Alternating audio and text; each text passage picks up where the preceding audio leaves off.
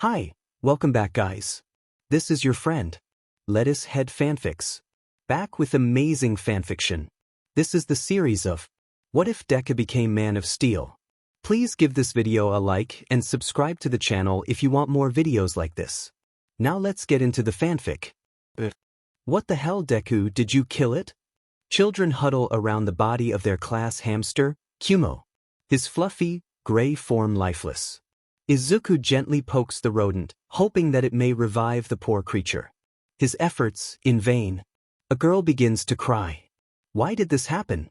He was softly petting the hamster until someone bumped him from behind. He must have squeezed out of reflex. Still, being able to squeeze the life out of something so easily, no matter how fragile Kumo may have been, was not normal. More children begin to cry at the sight, some rushing to pick up the furry hamster and shake him awake. Bakugo was trying to get his attention. Izuku wanted to listen, but a sharp ringing in his ear prevented him. He glanced up to see one of his classmates running out of the room, most likely to find a teacher. Was that kid always this loud? Bakugo started shaking him. Finally managing to look at his friend, hands covering his ears to block out the painful noises still assailing him, his eyes widened in horror. Images of his friend's skeletal structure flashed before his eyes. He whips his head around, startling Bakugo. He's still yelling something. Izuku couldn't focus on his friend right now since he was currently staring at his school's playground. Which was strange because he was positive that he should be staring at his classroom wall. Deku. What's the matter with you? Izuku winces in pain and quickly curls in on himself. That hurt. Kaken was always loud, but this time his voice almost blew his eardrums out. It's still hard to make out everything going on around him. Rough pats on his back by Bakugo barely registering in his mind, all he wanted was for it all to stop. Izuku, what's wrong? The sound of his teacher's voice was like music to his ears. He slowly raises his head toward the adult only to see a mass of muscle fibers and internal organs. Maybe he should just shut his eyes real tight instead. Izuku, are you okay? She asked softly.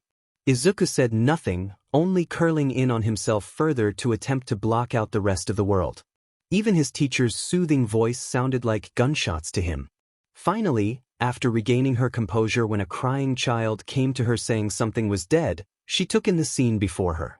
A group of girls were crying over the motionless body of Kumo, gently cradling the small rodent in their hands. While it was sad that their class pet had perished, in their superpowered society, at least it was not one of the kids. A small group of children stayed clear of the dead body and the supposed murderer by isolating themselves into a far corner of the room. Then there was Izuku and Katsuki. The rough pats had developed into full-on punches by Katsuki attempting to get his friend's attention. Under normal circumstances, one would immediately separate the two and check on Izuku for injuries. But at second glance, the green-haired boy didn't even seem to acknowledge the blows at all. In short, it was absolute chaos. I'll call your mom to come pick you up. Izuku stared at the skeleton sitting in a comfortable-looking office chair. It was almost amusing seeing it point at charts and moving without the conventional muscles and skin. A noise snaps him away from the sight. A doctor from the next room over fumbled with a tray of syringes that were now strewn across the floor. Strange, he was sure there was a wall there when he walked in. I'm not sure I quite understand, the voice of Midoriya says. Izuku turns away from the mishap next door and focuses on his mother. Or the muscle structure of his mother. It is a bit much to understand. I'm a bit surprised he developed a quirk at all considering he's almost 6 years old, the doctor said, flipping through some papers on his clipboard. Could you remind me what you and your husband's quirks were? Of course, I'm able to pull small objects towards me and my husband can breathe fire. Inko replies. I see. The doctor brings a finger up to his chin. Regarding you and your husband's quirks, we might have one theory as to what his quirk might be. He gingerly takes a sheet of paper from his clipboard and hangs it up where both Izuku and Inko can see. It looked like red discs to Izuku. Using the blood samples we collected from little Izuku here, we discovered that his body is carrying an extraordinary amount of energy and dash. Will it hurt him? Inko interrupts. No, his body is handling it just fine, the doctor reassured. In fact, he's probably one of the healthiest young boys I've ever seen. A sigh of relief escapes Inko's lips. As to why his body is capable of storing this energy, one of my coworkers proposed a theory of what your son's quirk might be. Inko and Izuku lean in. Based on your ability to attract small objects to you and your husband's ability to breathe fire, we believe that Izuku's quirk allows him to absorb solar energy and store it for later use. Inko looked a little lost, but that doesn't explain the new things he's hearing or seeing. How do these symptoms relate to his quirk? To be completely honest, Mrs. Midoriya. The doctor gave a small shrug. We're still not completely sure why your son has developed these new symptoms. It's entirely possible that his quirk is changing his body by providing an output for this stored energy resulting in his current symptoms. But why now and why to this degree? The doctor scratched his head. Perhaps Izuku has had his quirk longer than you suspected and was slowly storing energy from the sun. It's entirely possible that he developed his quirk at 4 years old like most children, but it was so subtle no one could tell. Now that he's been absorbing and storing sunlight for close to 2 years, his body might be changing in order to compensate for this energy. Inko looked at Izuku, slightly worried. And what changes has happened to him so far? The doctor flips through his notes before pulling out a page and handing it to her and Izuku. From what we could gather from eyewitness accounts and from Izuku himself, Izuku seems to possess a myriad of different abilities. According to him, he could see people's skeletal, muscle, and internal organ structures as well as see people and things through solid walls. This suggests that he possesses some type of X-ray vision. Izuku scooted closer to his mom. That sounded really cool. It would also be really cool if he could have read it himself instead of seeing another patient turning their head and coughing for a doctor a floor below them. He also mentioned something about his hearing, saying that a classmate running out the room was as loud as thunder, and that his friend shouting next to him was akin to a gunshot. This leads us to believe he has some form of enhanced hearing. We get quite a few of those. My best advice for him is to try and focus on the things he wants to hear and try as best he can to filter out all background noise. Izuku would have to practice that when he got home. You mentioned that his teacher witnessed him being hit by his friend to get his attention, but Izuku didn't seem to react to them at all. It's too soon to tell, but with some further testing, we could deduce whether or not he has enhanced durability. Inko looked like she was about to faint. Her baby boy was so strong. Let's see. Lastly, there was an incident mentioned where he was holding the class hamster and he dashed. Maybe we should skip this one. Inko interrupted. The doctor raised an eyebrow. Out of the corner of his eye, he saw the little boy's face fall at the mention of Kumo. Ah, of course, he apologized. Regardless, he seems to show an abnormal amount of strength for a child his age. That perked Izuku up a little bit. Maybe he would be as strong as All Might someday. What does this mean for Izuku's future? Do you think that this could hurt him when he gets older? The doctor shook his head. Judging from his test results, his quirk shouldn't pose any risk to his health later in life. On the contrary, the older he gets and the more time he spends in the sun, the stronger he will get. Who knows, he might develop a few more abilities as he gets older to compensate for all that stored energy. Izuku was practically vibrating in his seat. Does this mean I can be a hero like All Might, mister? The doctor smiled and ruffled his hair. With enough time and training, I think you could be a great hero in the future. Izuku beamed at the praise. The doctor turned back to Inko. Now, I'd like to recommend some courses that can help little Izuku adjust to his new powers. If he's diligent and patient, these should help him return to his somewhat normal but happy life. Inko smiled and gave the doctor a small bow. That sounds wonderful, thank you so much for your help. The doctor smiled back. It's no problem at all, feel free to come back if you have any other questions or concerns. Izuku was elated. He barely registered the gentle touch of his mother's hand as she led him out. He finally had a quirk and it was super strong. He could be an awesome hero just like All Might. An image of Kumo's lifeless body in his hands flashed in his mind. He looked down at his hand. Another wave of guilt washed over him. It was almost as if he could still feel the fluffiness of Kumo's fur. The small movements he made when held in his hand. The soft beating of his heart. Gone in an instant. He shakes his head, trying to rid himself of those thoughts. He was going to be a hero. Something like that will never happen again. Izuku wasn't sure how to feel about this.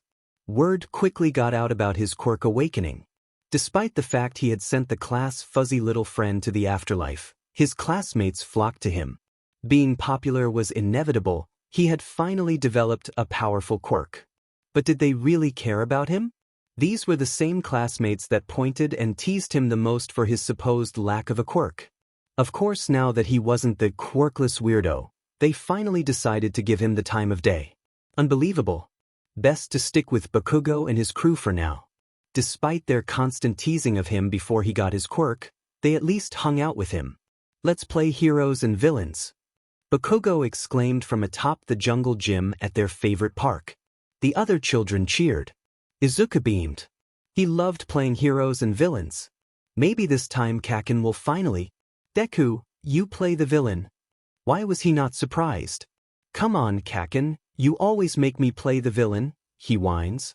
Bakugo scoffs. Yeah, well, only villains kill people and you've already got one kill under your belt. It was an accident. He was never going to live that down. And you, Takan, you also play a villain. The small, somewhat portly, spiky, crimson-haired young boy looked down, dejectedly, at his feet. I don't want to play the villain, he whispered, barely out of earshot for everyone bar Izuku. Kaken's always too rough. Tsubasa and Tasaki can be my sidekicks. A portly kid with wings and a lanky kid who had really long fingers stood next to the explosive boy, mischievous grins on their faces. Ready for it? Tsubasa was the first to act. His red, draconic wings unfolded from his back and carried him towards the two boys. Izuku and Takan took off in separate directions. Tasaki, you and Tsubasa go after Deku. I'll get the extra. Tsubasa and Tasaki took a sharp turn and went after Izuku. The green-haired boy nervously glances over his shoulder just in time to see Tsubasa diving for him. With all the strength his small body could muster, he leaped. He was pretty high, easily clearing 2 stories with such a jump. The playground seemed so small from his point of view, and his friends, even smaller. He could still clearly see the shocked faces of the 2 other boys using his enhanced vision though. Is this what being cool felt like? Oof. Izuku exhaled as he landed on his back. Nevermind. Get him. He desperately struggles to get to his feet. His little maneuver hadn't distracted the 2 for long. He barely managed to start running before extended fingers grabbed his ankle, letting him kiss the dirt once again. Izuku lifts his face up, spitting out bits of dirt and grass. Sure didn't taste good, at least it didn't hurt. More extended fingers wrapped around his head and yanked him back. One set of fingers wrapped around his arms and another around the back of his head, forcing him to look up at a hovering Tsubasa. The flying boy rained down a flurry of kicks onto the green-haired boy, both kids snickering at him the whole time. If anyone passing by were to witness their little team-up, it would seem cruel, unfair even. But the real cruelty is that even 2 against 1 is child's play for Izuku. With minimal effort, he flexed and forced his arms out of the fingers holding him in place. Reaching back, he grabbed the arm holding his head in place and threw. Whoa, what the dash! Tasaki exclaimed, flying through the air as if he were a baseball. Ow! Tsubasa cried as his friend collided with him, throwing the portly boy off course and sending both of them tumbling to the ground. JRS. Izuku muttered. He dusts himself off and runs in the direction that Takan and Bakugo went. He spots the 2 near the edge of the park's playground. Takan is on the ground crying, gently cradling his burnt arm. He looks scared, inching away from an enthusiastic Bakugo whose palms danced with miniature explosions. Izuku rushes in front of Takan with his arms spread wide. Bakugo looks shocked. His small face twists into a glare. Well, looks like the villains are ganging up on me, he says, punching his palm and detonating a small explosion. Guess I'll have to beat you both myself. Izuku scrunches his face into a frown. Kaken, why are you being so mean? You're making him cry. Who cares? His voice makes Izuku flinch a bit. This was a bit far even for him. He's a villain. It's a hero's job to always win against villains. It's just a game, Kaken. You already won, so leave him alone. Not quite. The calmness in his voice was alarming. Yo, fingers. Wings. Tsubasa and Tasaki, having recovered from their scuffle with Izuku, assembled closely behind Bakugo, confident smirks on their faces. Let's teach this villain a lesson. Izuku gulps and spreads his arms even wider. Bakugo is first to make a move, jumping into the air with his palms smoking in anticipation. Tasaki is close behind, stretching his fingers in an attempt to ensnare Izuku again. Tsubasa takes to the sky, hanging back a bit, most likely crafting some sort of aerial attack. The fingers grab Izuku around the waist and drag him forward, right into the path of Bakugo's incoming palm. Izuku closes his eyes, bracing himself. Bakugo brings his hand down and lets loose the biggest explosion his tiny 6-year-old body could muster. There's a lot of smoke. Bakugo sneers, ignoring the slight ache in his palms. Even if Deku was tough, there's no way he'd be able to take that. Now to finish off the other extra. Oh hey! Bakugo turns to see Tasaki wincing in pain and massaging his hand. Walk it off, fingers. Don't tell me you're as weak as that pansy little dash. Sorry about the hand, Tasaki. Izuku bursts through the dissipating smoke cloud with not so much as a scratch on his face. Before anyone can react, Izuku gives Bakugo a rough shove, sending him tumbling across the playground. Tasaki and Tsubasa both turn their heads, Bakugo struggling to get to his feet. Don't worry, Kaken. I'll get Deku for ya. Tsubasa yells, his powerful wings carrying his chubby body as fast as he can go. He PPS his tiny fist back and swings as hard as he possibly can, landing a clean shot to Izuku's cheek. His head barely moves. Tsubasa's expression grimps. He had put everything he had into that punch and Izuku didn't even react. A tight grip on his wrist snaps him out of his thoughts.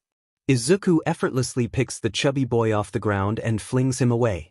Tasaki, still nursing his sore hand after being pried open by Izuku, looked up just in time to see a careening Tsubasa heading right towards him. Not again, he barely manages to mutter before he's crushed under the weight of the winged boy. Deku! Izuku's head snapped in the direction of the rage-filled yell. A dusty and slightly scratched-up Bakugo charges at him with both hands ablaze. Dai! Bakugo brought both palms down and unloaded as much firepower as he could muster on Izuku, ignoring the increasing feeling of numbness as he unloaded blow after blow on the green-haired 6-year-old. A sharp pain in his palms halted his assault. He looked down at his palms. They were shaking uncontrollably, most likely from quirk overuse, and with all the torn-off skin, they were practically raw. He made an attempt to close his hand into a fist. Bad idea. Sheet that hurt. A small sniffle catches his attention. The extra he was beating up is slowly backing into a tree, sniffling like a little baby. He's lucky Deku took his place or else is sorry but would be A cough from the thick, billowing smoke cloud snapped him out of his thoughts. With a single, powerful swipe, the cloud parted and there stood Izuku. His shirt was tattered and barely staying on his small body.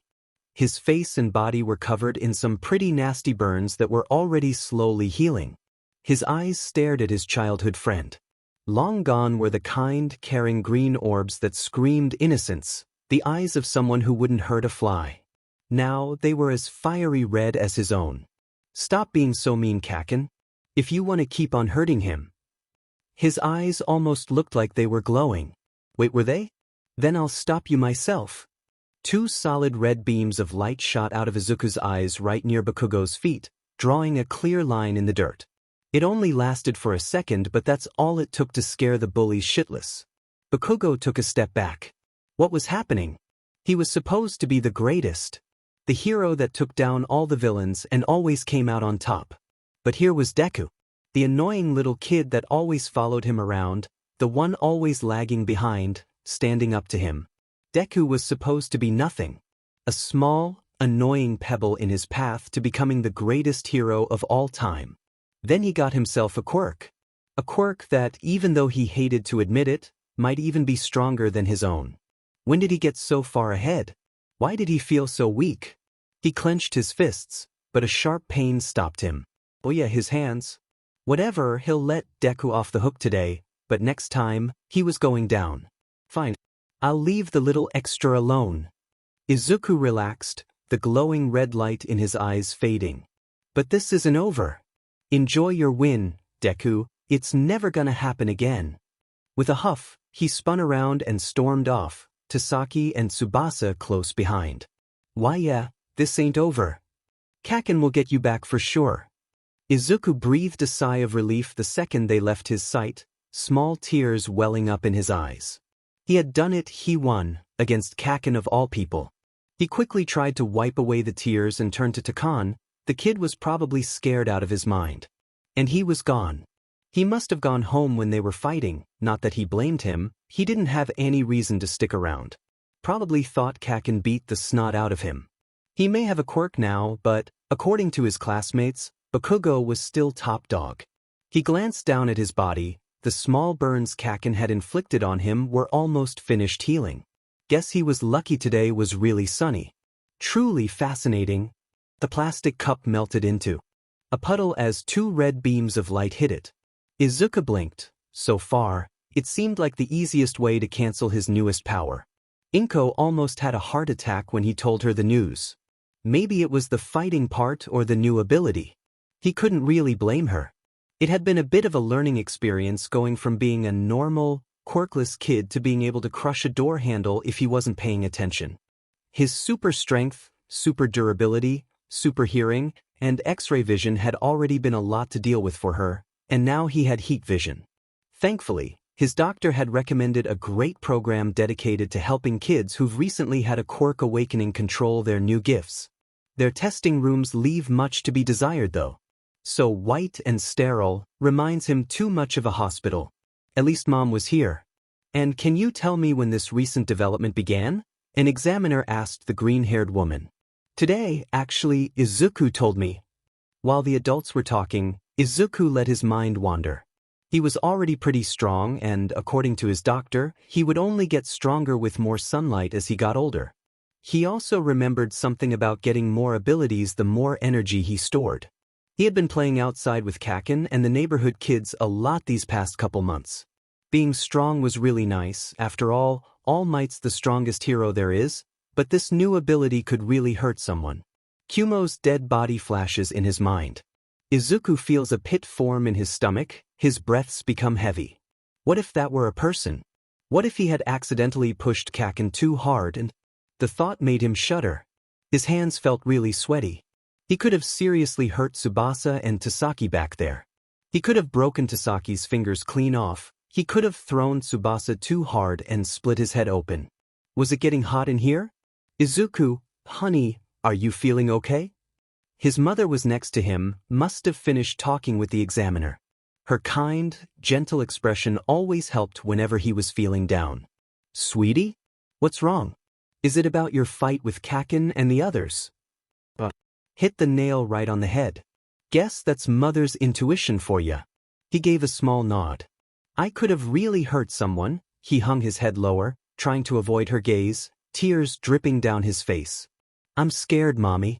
Scared that something like Kumo could happen again. Scared that I might Keiki dash. Oh, honey. She gently wraps the small child into a gentle hug. Now, I'm not exactly happy to hear you've been fighting with Kaken and the other kids. Izuku flinched slightly in her arms. But I know you'd never try to hurt someone badly, and I know that you won't in the future. You're such a smart kid, Izuku, and I'm confident that you'll figure out a way to keep yourself under control. She pulls away and lifts his face to look at her.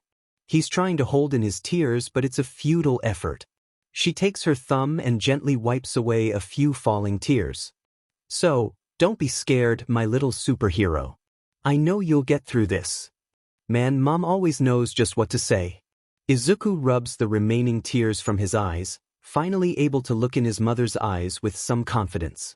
He had no reason to be scared of his quirk. He loved quirks. What happened with Kumo had been an unfortunate accident. His quirk had just appeared at the wrong place and the wrong time. Should he just resent his quirk, a part of himself, for such a trivial reason? No, he shouldn't.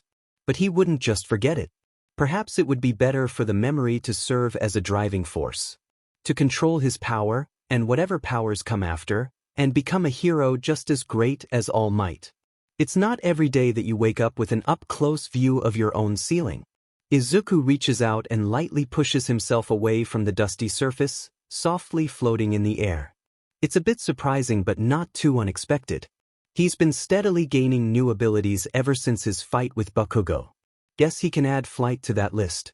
Izuku turns to his wall. He can see his mom in the kitchen making them breakfast. From her muttering, it sounded like breakfast was still going to be a bit. Should be enough time to test his new flight out. He floats over to his bedroom window, gingerly opening it as quietly as possible and slipping out. The feeling of flying is amazing. The wind flowing through his hair, the way his stomach drops when he takes a dive, but most of all, the unfettered feeling of being able to let himself loose after years of holding himself back. He feels free. He flies higher into the sky. It's surprisingly easy to control. Just think about going higher, lower, faster, slower. Shouldn't take too long to learn how to do it subconsciously. But how was he doing this? His other powers he could understand, they all seemed to be supercharged extensions of his body. But flight, this was different. Perhaps it's similar to Air Jet's jetpack where he takes in sunlight as fuel and propels himself through the air. If not that, maybe it's some sort of gravity manipulation where he's subconsciously using his energy to… Izuku, sweetie, breakfast is ready. Well, he probably should be heading back anyway. He wouldn't want to be late for his first day of junior high now, would he?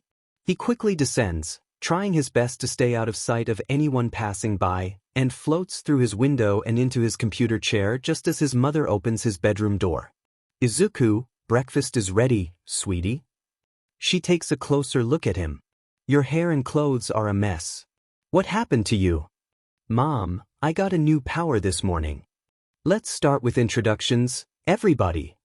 A balding teacher shouts, rapping his attendance book against his desk. Small, idle conversations come to a halt, their attention now fully on their homeroom teacher. Okay, let's see here. Izuku glances around the room from his seat by the window. No Bakugo or any of his cronies. Great. Maybe this year would actually be peaceful for a change. But knowing Bakugo, he would probably go out of his way to come to his class to bother him. He'd have to leave early if he wanted to avoid him. Putting that aside, his new classmates look nice. He doesn't recognize anyone from any of his previous classes, and some of them look like they have really interesting quirks. Maybe this was his big chance to start fresh. No one knew what his quirk was. Maybe he could finally make some real friends here. And they could hang out after school or text each other about heroes or study and do homework together or… Next, Midoriya Izuku. Oh! Izuku scrambles out of his chair, standing up straight. From an observer's perspective, it was somewhat amusing seeing their almost 6-foot-tall classmate squeak and race to get to his feet. I'm Midoriya Izuku. Nice to meet all of you. And would you mind telling us something about yourself and a brief explanation of your quirk? And there it was. Well, guess he can kiss any chance of having real, genuine friendships with no attachment to his quirk goodbye. He likes his quirk and all, but sometimes it's a pain in the butt. I guess I like to take notes on heroes and work out in my spare time. And my quirk is called Solar Battery. Basically, it lets me absorb sunlight and store the energy to use later. A few oohs and us echoed through the classroom as he sat down.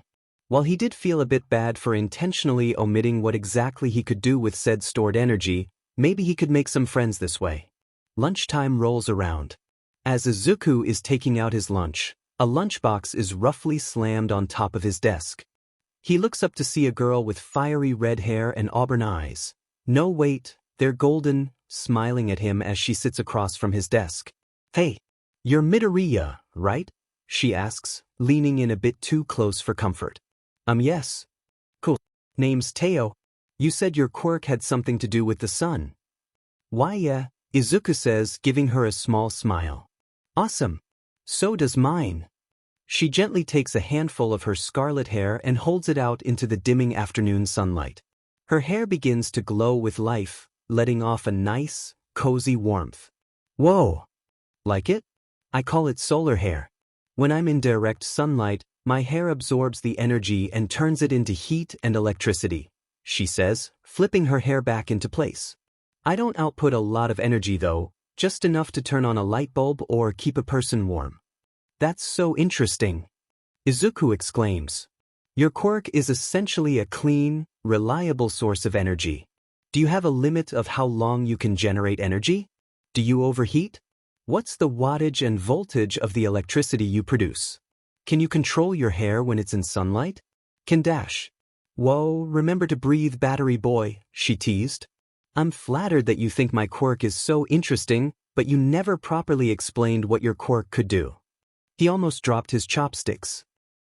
Had he really been found out day one? Teo flashes a cocky smirk. Come on, my quirk also revolves around sunlight. So, of course I know a thing or two about converting sunlight into energy. Izuku stuffs a piece of chicken in his mouth and looks away. You're hidin' something, aren't ya? Her chopsticks pointed at him accusingly. That half-butt explanation might be enough to fool everyone else, but you and I both know that sunlight you store has to be used somehow. You can't just build up all that energy and it not be used somehow. Plus, you never explained how you use that stored energy. And to be honest, I'm a little nosy since we're sun quirk buddies. She slams her hands on the desk, leaning in close and forcing the green-haired boy to stare into her auburn orbs. So spill. Izuku's eyes darted around nervously. His mind muddled and fuzzy. It seemed like it was almost impossible to get his mind together. Maybe it was because someone new was talking to him. Maybe it's because he's talking to a girl. Maybe it's because this could be his chance to make his first real genuine friend since Bakugo and his cronies. Did they even count as friends? I guess Bakugo did. Oh, she's still staring at him. How long has she been staring at him? He should probably come up with a good excuse. I got nothing. What good was super speed processing if he couldn't even come up with a decent answer in a fraction of a second? Oh, what the hell? Might as well just tell her the truth. Not like he could hide it from her for long anyway. Izuku slumps in his chair. Yeah, you got me. Teo does a small fist pump. So what's the energy do? Izuku turns his head, scanning the room for anyone that might be hearing or listening. Geez, is it something so embarrassing that you don't want anyone else hearing about it? Not exactly. Izuku answers, sitting down and continues eating his lunch. I just prefer keeping my quirk a secret from everyone for now. So why are you telling me? She asks, taking another bite of her lunch. Not sure. He says, finishing the last of his lunch. Maybe because you'd pester me about it for the rest of junior high if I didn't tell you. Rude. Teo pouts teasingly. And because I think I can trust you to not treat me any differently when I do, he says. Teo freezes and looks up at him. She seems shocked and maybe a bit flattered. Before he can discern what it is, she quickly assumes a snarky expression. Big praise considering we only met 15 minutes ago. You know what, maybe I shouldn't tell you yet. I mean, we really should get to know each other better first dash. No. Come on, just tell me already, she whines. Izuku chuckles. How long has it been since he'd been able to just joke with someone? Fine, I'll tell you. Teo leans forward, resting her elbows on his desk in anticipation. Because my quirk is so good at absorbing and storing sunlight, my body mutated in order to output the energy in some way. So, because of that, I have super strength, super speed, invulnerability, X-ray vision, super hearing, heat vision, and recently, flight. Teo's eyes were like dinner plates, her smug expression nowhere to be seen. Izuku leans back in his seat with his arms crossed. Not a new reaction, but definitely one of the quietest ones. Bullshit. She now has a prominent frown on her face. If you didn't want to tell me, you should have just said so dash. So, you don't like bell peppers? Huh. In your bento, you ate everything except your bell peppers. He points. She looks down, her bento box had been covered for a while now. How did he know she didn't eat her bell peppers? You could have seen the inside of the box before I closed it. That doesn't prove anything, she exclaims. She got him. If he didn't want to tell her, then she could at least call him out on. Is that really not your natural eye color? Teo froze. No one at school should know about that. She had her contacts in, right? She quickly turns away from him and opens the camera app on her phone. They were still there. But how did he? She turns back to him. What are they saying over there? She points toward a couple girls chatting with each other outside the classroom. It's a bit rude to eavesdrop, don't you think? Just do it, Boy Scout. Izuku rolls his eyes. They're talking about the release of Iwabami's newest product next month. Some kind of hairspray or something. Teo shot up from her seat and made her way towards the two girls. After a brief, almost confrontational conversation, the girl makes her way back to her chair, a shocked look on her face. She slumps into her chair and looks back up at Izuku. You mentioned something about being able to fly? Your quirk is bullshit. Teo says as she watches Izuku balance a car on his pinky finger. What's the heaviest thing you've ever lifted? Izuku puts a finger to his chin as he gently sets the car down. One time I saw a cat trapped under an abandoned building, so He makes a lifting motion with his arms. You lifted an entire building? Just a small one. Izuku shrugged, probably only a little over 300,000 kilograms. I'm pretty sure I can lift a lot more now. Can't believe you're brushing off an all-might level feat like lifting up a freaking building as just another Tuesday. Oh, I'm probably nowhere as strong as All Might. He's the best hero in the world. My strength can't even hold a candle to him. Your modesty is pissing me off, she says, socking him in the arm. A small chuckle escapes his lips. She's fun to be around. It's still a bit too early to tell, but this might be the first person in years to see him beyond his quirk.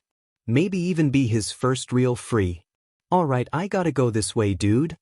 Huh. He looks up and sees they're at a crossroads. Looks like they're going in different directions. Shame, he wanted to hang out with her a bit longer. This is possibly his first real friend in years and he has to leave already? Here.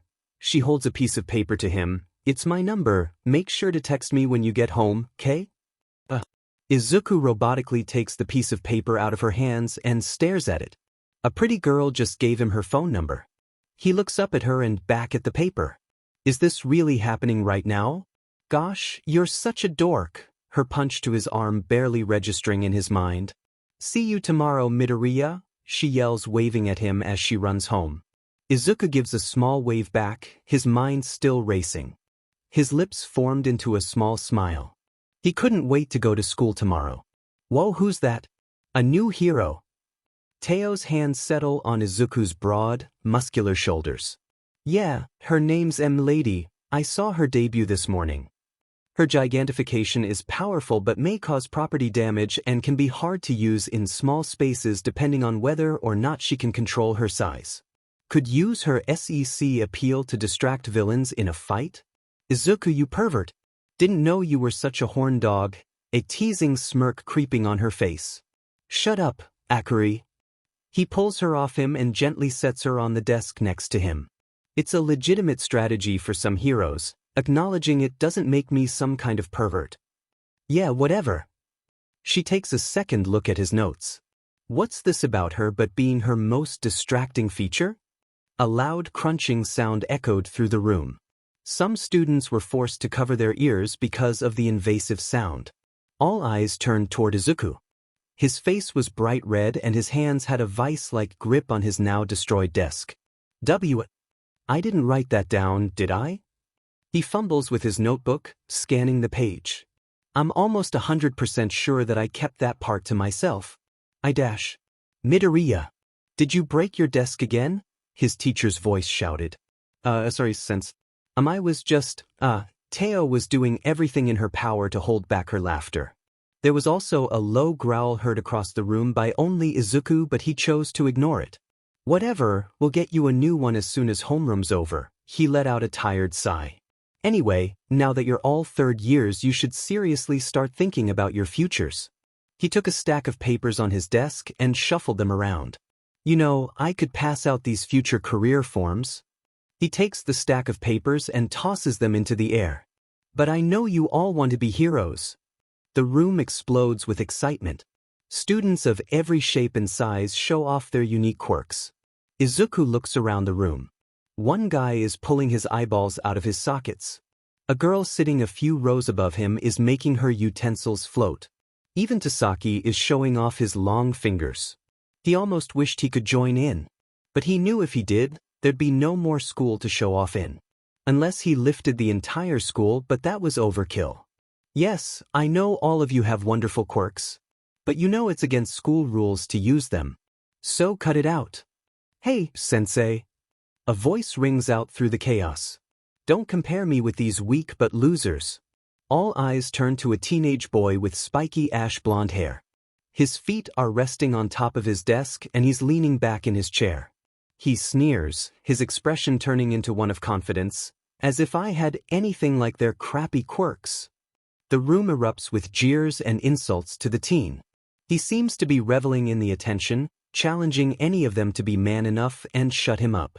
Katsuki Bakugo, yes, looks like you're aiming for UA High School. The insults stop. Instead, the class weighs his chances of getting accepted into the national ranked school. Izuku, on the other hand, rolls his eyes and decides to tune him out. He was fortunate enough to avoid Bakugo his past 2 years of middle school, but of course he had to deal with him his last year. It was bad enough that Bakugo made sure to confront and insult him whenever possible ever since their fight as kids. Now he had to listen to him brag about himself all year about his UA application. Izuku, a voice whispered, inaudible for anyone but him. He turned to see Teo looking at him. She made a funny face and started mimicking things Bakugo would do in an over-the-top, hilarious way. Izuku had to clamp his hand over his mouth to contain his giggles. Speaking of UA, you're also applying there too, right, Midoriya? Izuku froze. Turned. The entire class was staring at him now. He hadn't bothered to hide the true nature of his quirk this year. Bakugo would have probably called him out on it anyway. Plus, he didn't really need any other friends. Akari was enough. She was the only one genuinely interested in him before she knew about his quirk. Yeah, Midoriya's a shoo-in. A voice exclaimed, snapping him from his thoughts. He's got good grades and an awesome quirk. There's no way UA won't take him. The class cheers for him, but the praise just rolls over the green-haired teen. He scans the room out of habit. When did Bakugo get on top of his desk? Oh, he was facing him. Bakugo jumps off his desk and stalks towards Izuku's desk, small explosions crackling in the palm of his hand.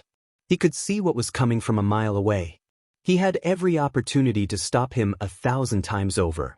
But he needed to get a new desk anyway. Who cares if it gets roughed up a little more?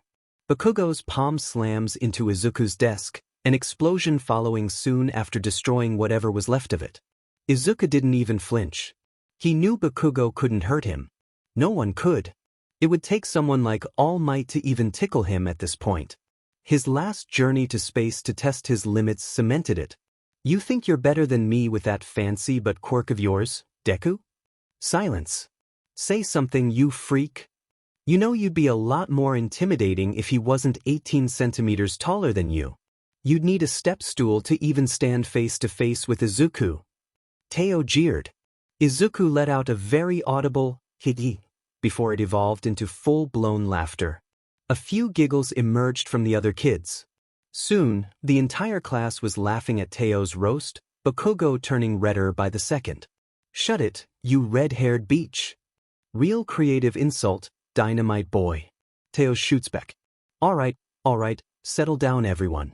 Midoriya, I'll go get you another desk. Bakugo lets out a sound of disapproval and trudges back to his desk, Teo sticking her tongue out and making funny faces at him when his back is turned. And the chaos that was homeroom is finally over and normal lessons can begin. Wanna stop by WC Donald's on the way home? Teo asks, watching Izuku pack his things. I would, but I promised my neighbor that I'd help install their new washer and dryer today. You're such a Demon Boy Scout. And I'm very proud of that, thank you very much. Izuku reaches for his notebook before it's snatched from his desk. Bakugo's standing over him with a scowl on his face. His cronies stay a couple of steps back from him. They may follow him and all, but even they knew better than to mess with the guy who could snap their necks like it was a twig. Not that they would think he would do that, but the thought still lingered. We ain't done here, Deku. He's not signing autographs right now, bomb boy. Teo glares at the blonde. Izuku slowly stood up out of his desk, towering over the others at an impressive 190 centimeters of pure muscle. The two cronies took a step back, but Bakugo remained undeterred. Whether it be through stupidity or stubbornness, he took any challenge head-on. Izuku held out his hand. "Come on, give it back, Bakugo." The explosion user responded with a palm-sized explosion to the hero notebook. Or so he thought. As the smoke dissipated, he saw Izuku holding his still perfectly intact notebook, waving it tauntingly in front of his face before stuffing it into his bag. The FING cheater but Deku. Let's go. Bakugo walked off with his cronies close behind. "Sorry, Midoriya," Tasaki mumbled as he passed by the green-haired teen. "Why were you still hanging out with him, Tasaki? You know he's not really your friend." The finger-extending boy paused. "He's strong. If I stick with him, he won't go after me." "But you're willing to go against me? Knowing what I can do." "No offense, man, you may be strong and break a lot of stuff, but you'd never intentionally hurt someone. Bakugo would." "Come on, Fingers." "See ya, man," he said as he ran off to catch up with the others. Izuku just stood there. His whole life he'd been holding himself back, making sure that he wouldn't hurt anyone. The world was like cardboard to him, the people like glass. Now he's hearing that even though he has all this strength, all this power, he couldn't even be taken more seriously than Bakugo. He's kind of right, you know? Teo's hand gently clamps onto his shoulder. A bit of a challenge considering they were more than 30 centimeters apart in height. "I don't call you a Boy Scout for nothing. You're a nice guy and you always see the best in people. But it makes you look like a bit of a pushover." "Thanks, I guess. Don't mention it. Now get out of here, Superman, you got a washer and dryer to save." Izuku rolls his eyes as he walks out of class with his best friend. "Superman, he kinda like that? Man, that guy was gross." Izuku brushes off any residual slime on his uniform. A slime villain had tried to attack him on his route home. Now he was just a stain on the sides of the overpass he was going through. There was still something coming from the sewers though. It sounded a bit bigger than the slime villain had been, maybe an accomplice. He heard a laugh. Wait, he's heard that laugh before. Could it be? "Don't worry, kid." A booming voice proclaimed, sewer grate flying into the air. "I am Herta." The newcomer took in the scene before him. The villain was splattered all over the walls of the overpass and the kid, could he even be called that he was almost as buff as him and only 30 centimeters shorter than him, he had planned on saving was completely unharmed.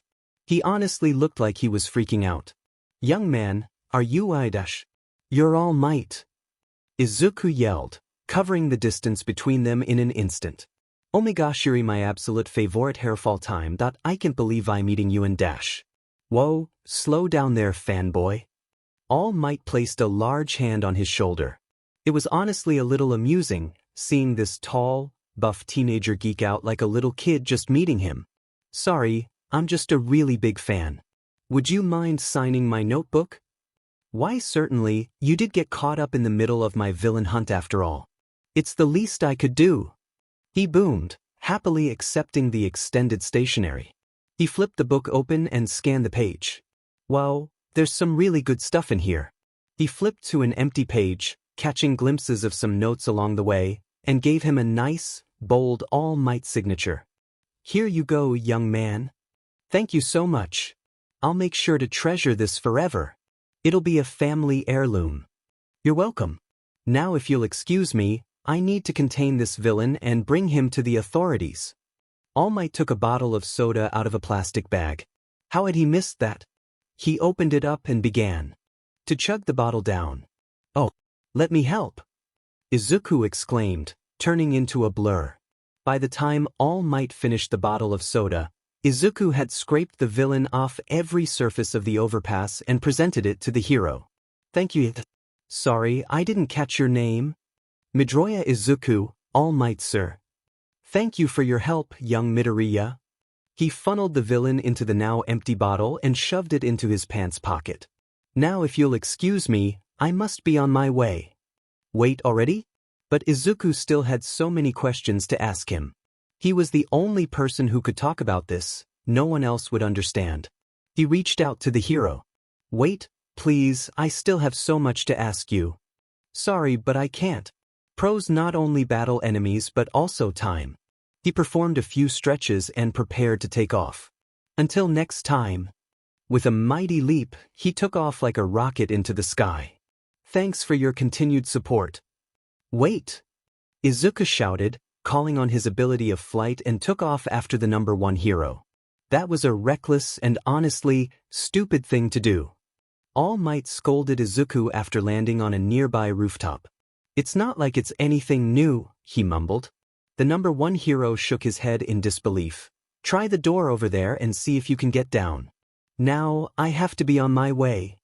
Wait, please. No, I will not. But All Might was at the railing of the building.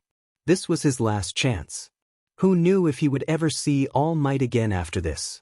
Images flashed in his mind. Kumo's dead body. His fight with Bakugo. The dreams of a destroyed Muzutafu city and the bodies of countless innocents on his hands. His mother, dead in his arms from a hug. Teo, killed by his out-of-control heat vision. I need your help. You're the only person in the world that can help me control my quirk. Everyone else would just get hurt.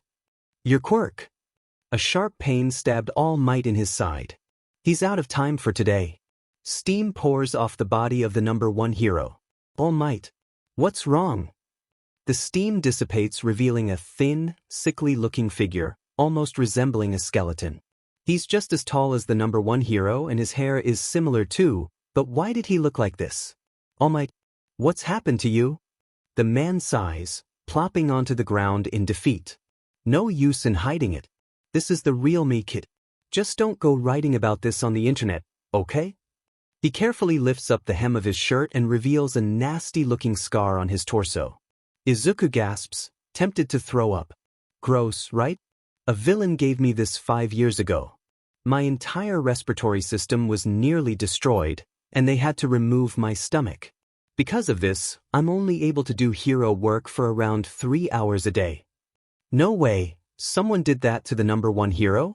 Was it your fight against Toxic Chainsaw? All Might look surprised. Wow, you sure know your stuff? But no, that could never do this to me. He took a deep, ragged breath and stared into the sky. This fight and my condition was never made public, and I'd like to keep it that way. The symbol of peace has to look fearless and strong, someone that will never succumb to evil. I understand, I won't tell. Thanks, kid. All Might shakily gets to his feet. So, you mentioned something about your quirk. Let's hear it. Wait, really? Yeah, sure. But let's walk and talk. Still gotta get this guy to the station, he said, patting the bottle in his pants pocket. Okay, Izuku replied, the two heading to a door leading to the main staircase in the building. The effects of my quirk came in late. The doctors say my actual quirk probably came in when I was 4, but I never showed any signs until later. Wait, so that jump you made wasn't your quirk? All Might asked. Flying, technically. Izuku corrected, and no, not really. He had All Might's attention. He'd never heard of a quirk like this. Well, he knew of one quirk that was similar. But he was dead. No way they had any relation. So, my quirk is called Solar Battery. It lets me absorb sunlight and store it in my cells to use later. Sounds like a fine quirk, young Midoriya, but I'm failing to understand what your concern is. I'm getting to that part. Izuku says solemnly, in order for my body to handle the massive amount of energy I was storing every day, it had to change. When I was 6, I developed superhuman senses, invulnerability, and super strength. Apparently, my body had been absorbing sunlight for 2 whole years before it decided it needed to change. And my class pet hamster paid the price for it. I crushed him in the palm of my hand like it was nothing. I still feel bad about it. All Might laid a comforting hand on the teen's shoulder. I'm sure it wasn't your fault, kid. Lots of kids have trouble with their quirks when they first come in. Maybe, but it got me thinking, what if that had been one of the other kids? What if I lost control and ripped off their hand? What if I killed one of them? It only got worse as I got older. What do you mean? The older I got, the stronger I got. I started getting new powers and I had to constantly hold myself back. Afraid I could break something, or someone. What if it never stops? What if I keep getting more power to the point where I can't control it? Young Midoriya, All Might understood. When he received his quirk, he couldn't believe the amount of power that was stored in it. He had to basically relearn how to do everything with his quirk active so he wouldn't kill someone if he tried to rescue them. He had been anxious about that when he first started hero school. But through the guidance of his teachers and mentors, he learned to control his quirk and now uses it to help people. The answer was so clear. Young Midoriya, Izuku looked up at the sickly-looking hero. Do you want to become a hero? Of course, it's my dream. Do you want to help others with your powers, to protect and serve the community even at the cost of your life? To run headfirst into danger to save someone without even thinking? Yes. All Might's lips formed into a wide smile. Then you have no reason to be afraid of your power, young Midoriya. While it is important to acknowledge what your quirk can do, as long as you're not afraid of it, you will remain in control. All Might reaches out and taps Izuku's forehead. Remember that this is your most dangerous weapon, not your quirk. But this, he points at Izuku's heart, is what will guide you and keep you on the right path. Izuku felt like a weight had been lifted from his chest. For so long he'd been plagued with the fear of the destruction his quirk could cause that he'd essentially been its prisoner. No more. All Might was right. He didn't have any reason to be scared of his quirk. It's blessed him with so much. Maybe he should focus those blessings into helping others rather than hiding them away like he was ashamed of them. Gosh, he's such a hypocrite. Always seeing the beauty in everyone else's quirks but never his own. Thanks, All Might. That was a big help. Izuku said. You're welcome, young Midoriya. To be honest, you remind me a lot of myself when I was younger. Really? Really? When my quirk came in, I had a lot of the same thoughts you did. It was only because of the people around me that I was able to become the symbol that I am today. Wow, he's so amazing even now. Just reminds him how far he still has to go to become a hero like him.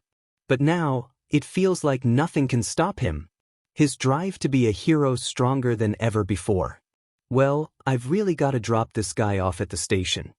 Izuku looked around. When did they get outside? Had his mind really been that preoccupied? He'd have to work on that.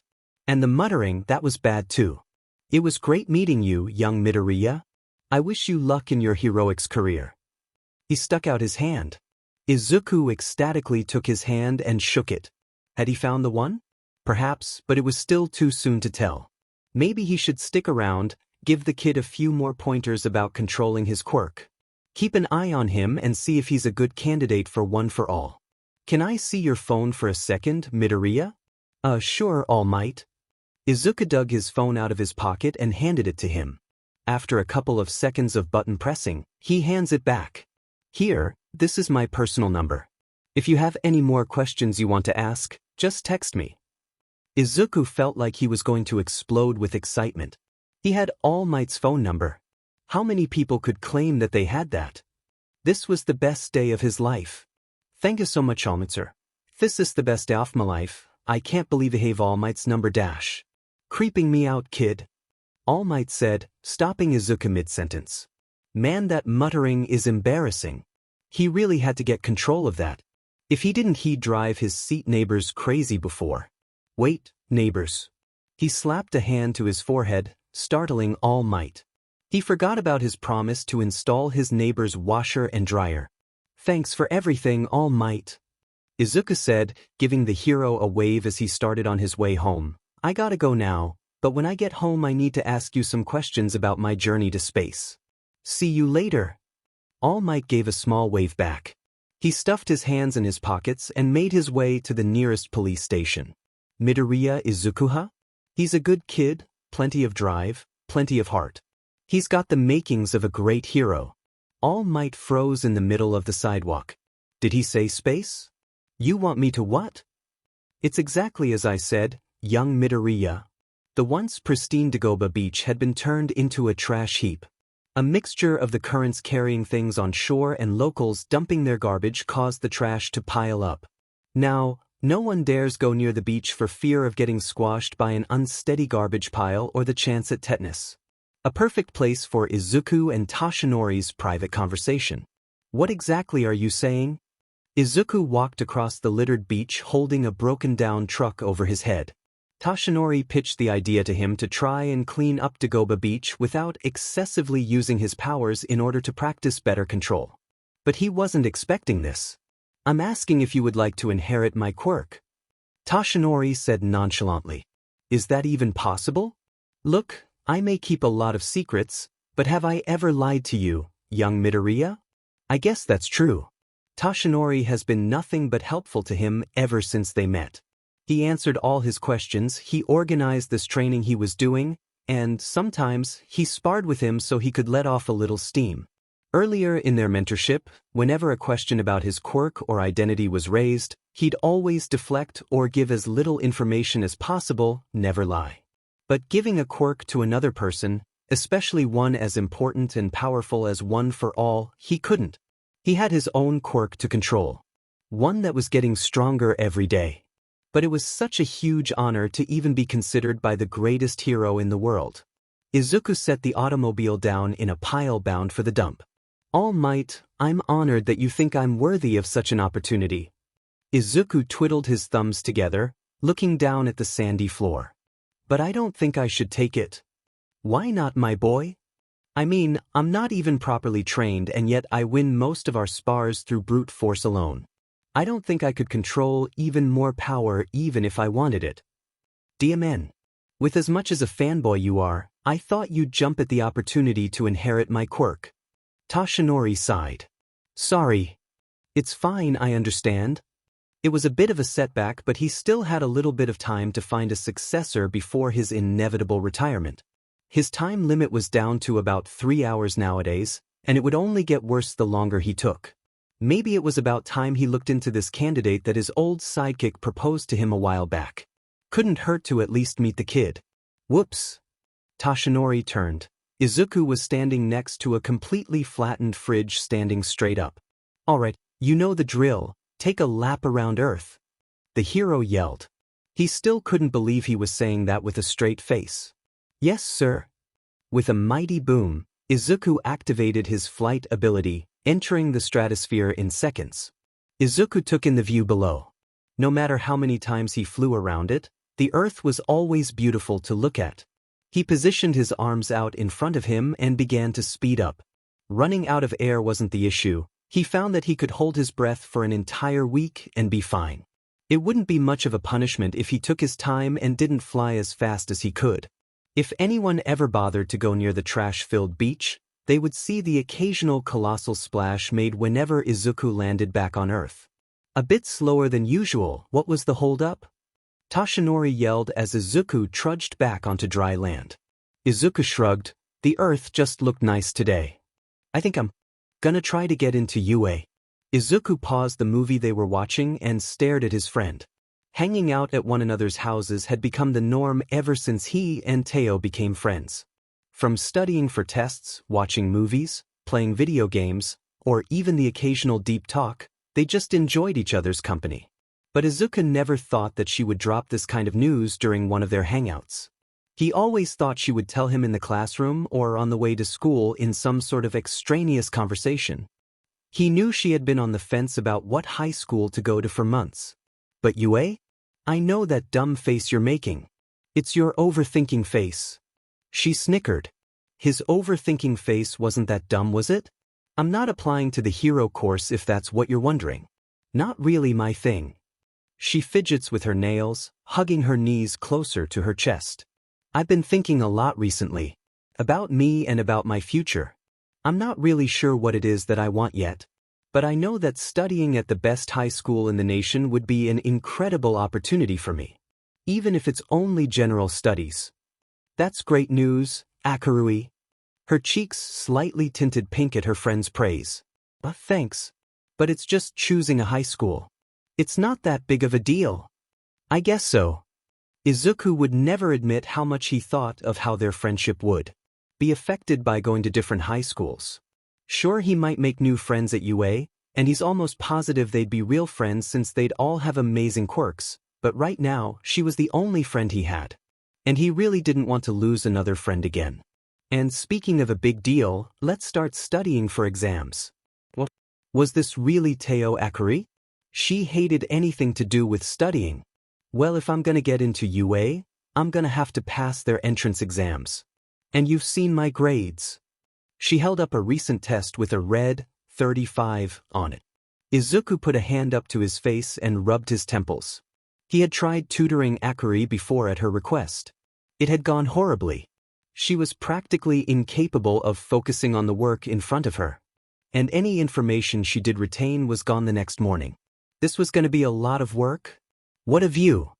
Toshinori and Izuku stood on the pristine, white sand of the beach, staring into the beautiful morning sunrise peeking over the crystal-clear water. There was not a speck of trash left on the once-littered beach. It was beautiful. And it's through your own efforts that we get to witness such a majestic sunrise. Toshinori placed a hand on the teen's shoulder. Thanks, All Might. He may have gotten to know the man better these past 10 months, but the fanboy part of him still slightly geeked out whenever he was complimented by the hero. Your exam is tomorrow, right? Toshinori asks. Izuku nodded. Nervous? Another nod. Do you want to talk about it? Izuku shakes his head. I think it'll just make me feel worse. Well, just remember that you worked hard for this. You've prepared as much as you could and you have just as much of a chance as anyone else going into that exam. My advice, get a good night's sleep tonight and eat a hearty breakfast tomorrow. You'll feel like $1,000,000. Or sick to my stomach. Toshinori chopped the green-haired teen on the head. Stop overthinking things, kid. You won't get anywhere by worrying. It's fine to be nervous, maybe a little scared, but stressing too much and overthinking things will just psych yourself out and you'll perform worse. Izuku looks down at the ground. Toshinori's lips formed a small smile. Why don't you take the rest of the day off? Just go and do whatever teenagers do for fun nowadays. Take your mind off the exam tomorrow. That sounded good. Izuku knew just the place that would calm him down. Thanks for the advice, All Might. I'll try to take it easy. Good to hear. Now get out of here already. Right, see ya, All Might. Izuku flies off like a rocket and soon disappears into the bright, blue sky. Toshinori stares at the vacant space where his student once stood for a moment before heading to his truck. Call me crazy, but I don't think teenagers nowadays take a trip to space for fun. Izuku stared up at the massive building that was UA high. Its size seemed intimidating as it loomed over the boy. This was it. His fingers tightly gripped the straps of his backpack. A small, nervous smile was plastered on his face. He was okay, he had studied, he practiced with all might, he worked hard to get here, he could do this. He started to take a step forward. Out of my way, Deku. Great, just what he needed. Stay out of my way or you're dead. Bakugo said. The blonde boy tried to shoulder check him but immediately regretted it, walking away from the scene rubbing his shoulder gently. Serves him right. A gentle, at least for him, shove in the back shook him out of his thoughts. He turned to see his best friend giving him an awkward hug from behind. Can't believe you didn't even wear a coat today. It's freezing out. Teo said, snuggling deeper into his uniform. Izuku rolled his eyes and picked her up by her coat hood before setting her down next to him. Talking with her always helped calm him down. Don't need to. If I can handle space, then a little cool air is a walk in the park. Show off, she pouts, lightly punching him in the arm. Izuku lets out a small chuckle. His stress and anxiety over the exam seemingly melting away. Maybe UA's exam wouldn't be so nerve-wracking after all. The written exam had been pretty challenging. Even with his super speed processing, it had taken until the final minutes provided to solve every question proficiently. No wonder UA was considered the best nationally in heroics and academics. He quietly follows the sea of potential hero students into the auditorium where the practical was set to start. Izuku scans the room with his supervision and finds his seat across the room next to Bakugo. Of course it had to be organized by school. He made his way over to his seat, Bakugo giving him a sound of disapproval once he arrived. A quick glare from Izuku told him that the feeling was mutual. As soon as everyone is seated, the auditorium lights dim. The plethora of voices fade into silence as they all focus on a single spotlight where a man with sunglasses, spiked hair, and a leather jacket stands behind a raised podium. Hey! What's up all you hero hopefuls? The man yells, his voice clearly being broadcast throughout the auditorium despite having no microphone. "Let me hear you say, hi." Silence. As much as Izuku wanted to not leave one of his favorite heroes, present mic, hanging, it's probably best that he stay quiet. "So you're playing it cool, huh? I get it. Anyways, I'm the one who's gonna give you the inside scoop on your practical, you dig." Mike pulls out a small remote from his jacket pocket and presses it. The screen behind it comes to life and showcases 3 different kinds of robots. If you check your pamphlets, you'll see there are 3 types of villain bots, each of them with a different point value. Izuku looked down at his sheet. Weird, there were 4 listed here. Points are given after defeating one of these types of bots. Mike continues, "Use your quirks to destroy bots and earn points. That's the goal, little listeners. Any questions?" "Yes, I have one." A boy with glasses and well-kept hair stands up. "On the handouts you provided us it lists 4 villain bots, not 3. If this is a mistake then it is very unbecoming of such a prestigious institution such as you." "Thanks for the question, listener," Mike says, striking a pose. "That guy there's not worth anything. Best idea is to avoid it as much as possible. Anyone else?" Another moment of silence. "Well then, that's all from me. Time to get this show on the road. Break a leg, everyone." "It's like an entire city," one examinee exclaimed. After a short bus ride to his exam site, Izuku was put in front of a mock cityscape with over 100 other examinees. Now dressed in a tight tank top that showed off his godly physique and some track pants, he resorted to analyzing other people's quirks to calm his nerves. They were all so cool and interesting. A boy with a flashy belt around his waist seemed to sparkle, a guy even taller than him had bones sticking out of his elbows, and that guy that asked Present Mike a question had engines coming out of his calves. Speaking of that guy, best to stay away from him for now. He seemed a little intense. He continued to analyze the quirks around him with mild muttering before freezing and glancing at a large tower overlooking the test sites. He heard footsteps. The exam was about to start. Taking a deep breath, Izuku made his way to the front of the gate. "What's that kid doing?" one of the examinees asked, pointing at Izuku standing directly in front of the gate. "Probably trying to get a leg up on us." Another examinee answered, "But the test hasn't even started yet. We'll just trample him over him during the countdown dash." "Okay, start." A deafening boom resounded through the testing site, startling the other examinees. They looked to see where the green-haired boy stood only to see a small cloud of dust and broken concrete. "What's wrong? Real life has no countdowns. That kid has the right idea. So run, run, run." By the time the other examinees had gotten their act together, Izuku had already managed to bulldoze through a horde of 2-pointers, racking up 10 points. Izuku's main strategy is to use a combination of his super hearing and X-ray vision to find bots and pick them off as fast as possible, which for him is pretty DMN fast. Izuku takes to the sky and finds a group of 3-pointers.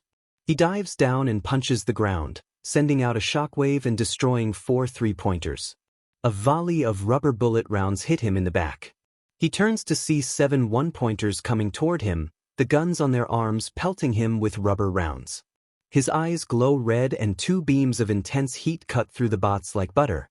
Izuku keeps going like that for a while, trying his best to control his output around the other examinees so he doesn't get blamed for attacking someone else. He also uses his time to help a few students in trouble. He catches a girl falling from a tall building, melted a bot that was trying to sneak attack the glasses guy, and takes out a bunch of bots that were ganging up on the sparkly guy with the belt. Izuku blows away 2 3-pointers with his super breath. He thinks he's doing good. He lost count of the amount of points he had a while ago, but he had destroyed a lot of robots so far.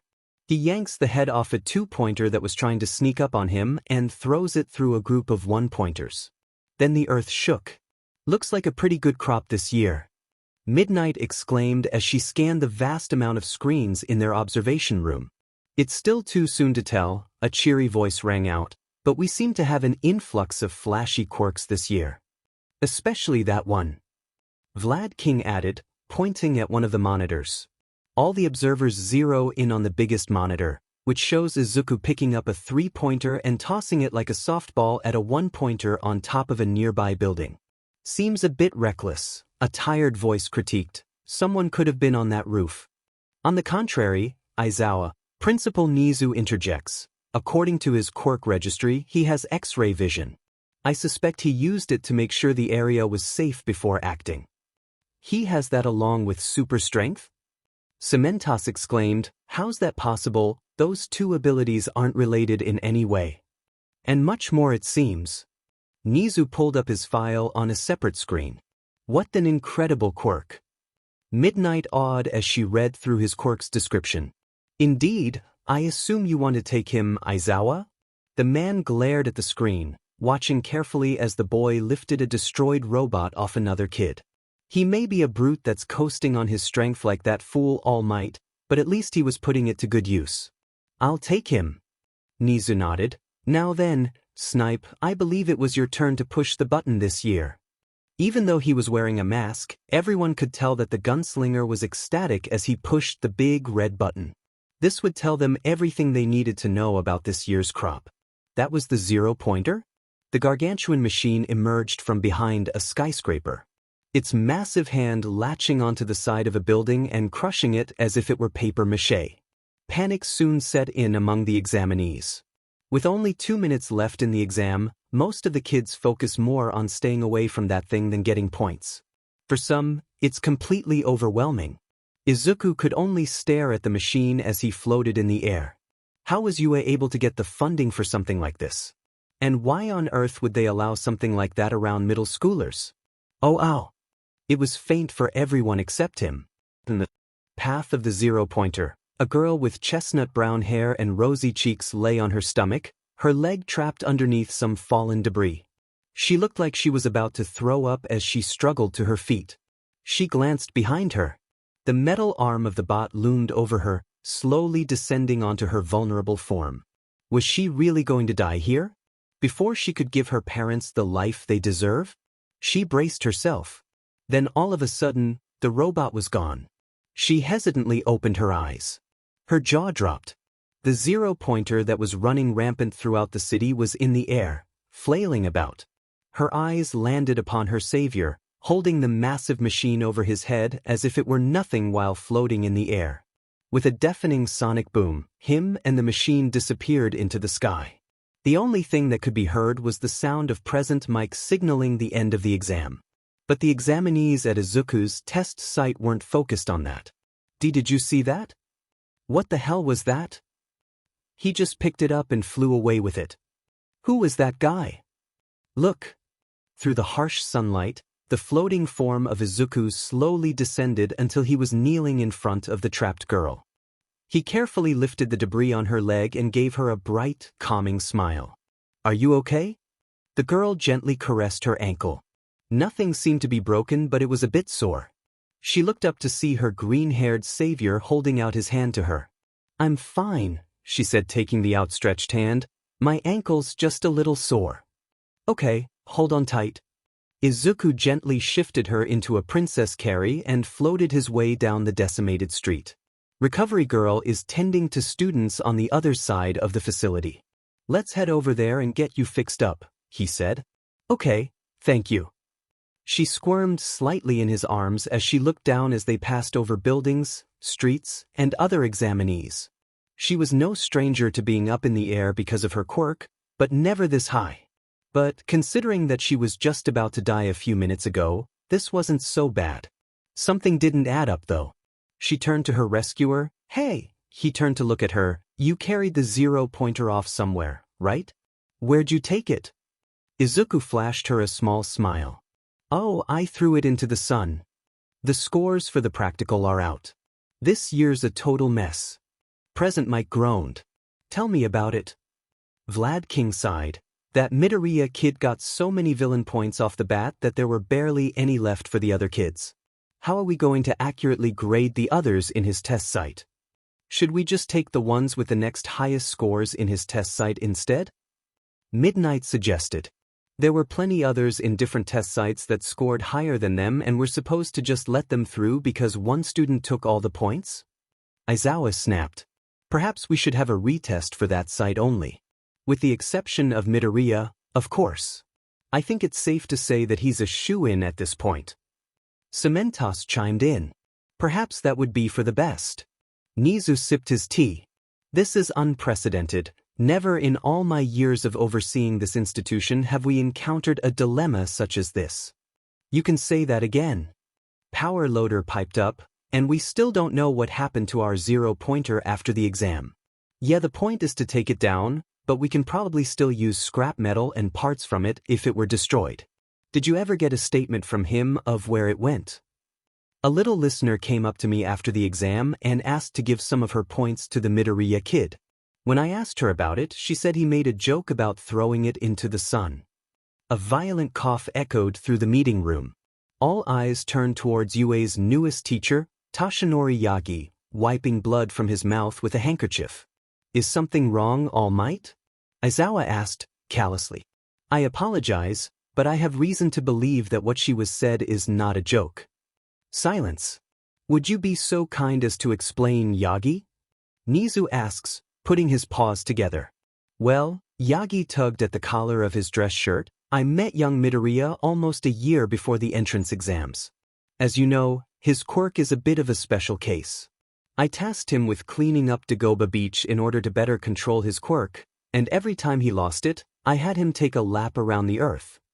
Another round of silence.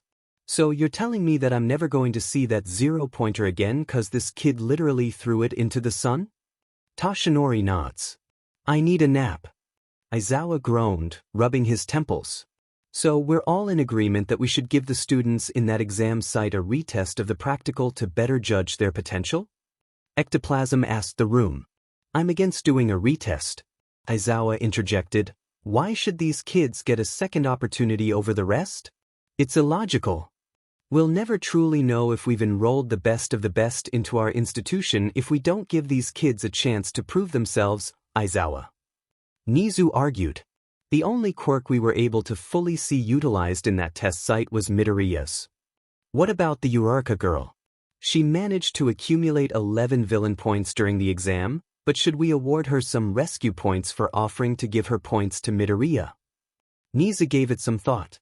From Mick's description, she was willing to give away all her points in order for Midoriya to pass.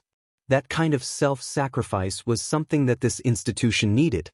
Too many have been able to coast through because of strong, flashy quirks and not because they represented the ideals of the word hero.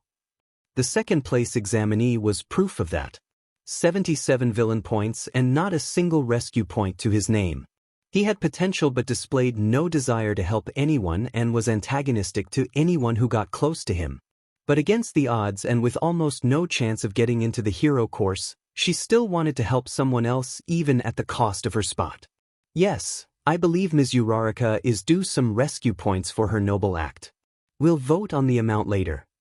Aizawa rolled his eyes. What a waste of time. Now, let's discuss when to schedule this retest. Congrats on getting in, kid. Toshinori held out his hand for a high five. Thanks, Izuku said, accepting the high five. It was kind of surprising finding out that you're gonna be teaching at UA though. The two, once again, stood on the sands of their usual beach spot. The only difference was there were actually people there now. Apparently, a newspaper picked up the story of the restoration of Dagoba Beach. They still had no idea that either of them were involved, but now that this was a good spot for dates, they had to keep their conversations more on the down low. And Izuku shouting out All Might's name as soon as he sees him was probably not the greatest idea. Sorry I didn't tell you, but I figured it'd be best to keep it under wraps until it was announced to the public. Toshinori said. I figured I'd take the job in order to find a successor. How's that going? Find anyone yet? The hero sighed. It's slow. I've met with a young man who would seem like a good fit, but I'm still not sure. You have to choose someone soon, All Might. I know young Midoriya, but I want to make sure that the choice of who I give my quirk to is my own. A comfortable silence falls over the two. All Might, a man so secretive that the public didn't even know his true name, enjoyed this. It felt like he was achieving some sort of new meaning in his life. Teaching the next generation of heroes was an important job after all. Maybe he should give that Teaching for Dummies book he got from Chio a read. Izuku, a boy so consumed by the weight of his own power that he kept others at an arm's distance, was happy.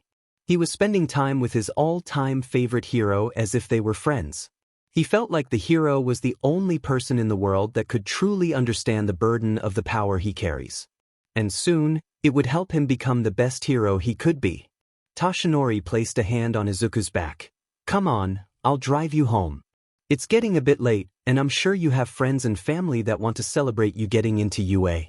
"That sounds great, All Might, thanks." The hero gives him another pat on the back as they walk to his pickup truck.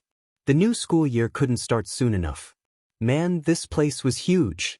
And confusing. Him and Taya walked to UA together and he had just dropped her off at her general studies classroom. But now, he had run around the entire building using his super speed and he still couldn't find his classroom. Izuku murmured as he jogged through the hall. He couldn't be late on the first day. What kind of an impression would that make? After a couple more minutes of searching, he finally finds his classroom closer to the entrance than he thought it would be. Must have missed it on his way in. With a gulp, he slides the massive door open to find. "Could you please remove your feet from that desk? You are desecrating the fine people who came before us and the craftsmen who made that desk." The glasses guy from the entrance exam yelled. "Like I care. What middle school put a stick up your butt, extra?" Bakugo snapped. "My name is Ida Tenya and I went to Sumai Private Academy." "So you're from Sumai? Bet you think you're so much better than us. Get out of my face before I blow it up. Do you really want to be a hero? Oh great, these guys." Maybe he could sneak to his seat and... "You!"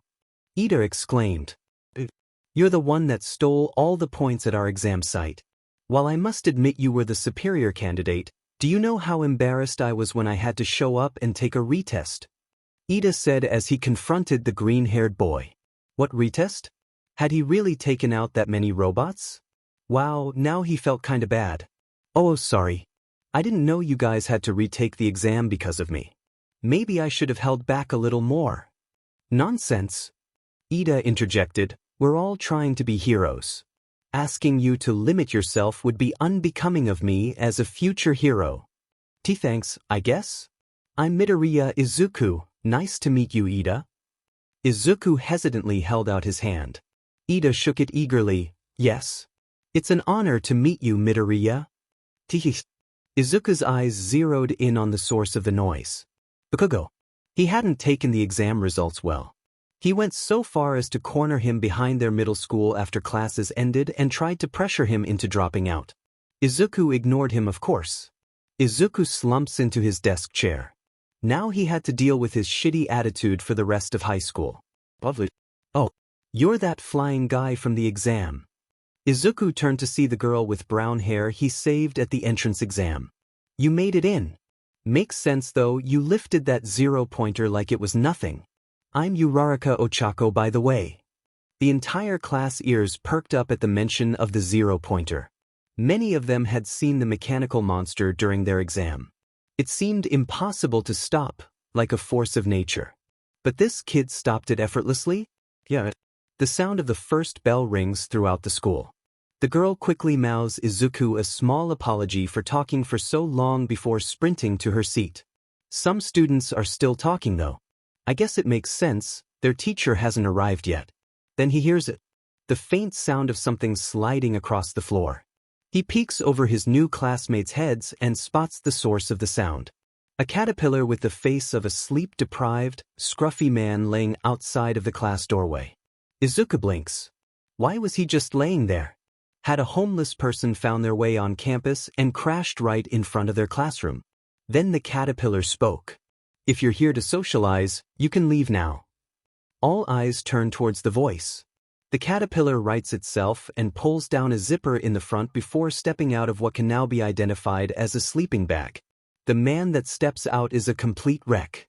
His eyes are bloodshot and have huge bags underneath them. His hair is unkempt and scruffy, it almost looks like it hasn't been washed in days. And his clothes are completely wrinkled and solid black. All in all, he didn't look like a teacher, let alone a pro hero. It took you all 7 seconds to quiet down.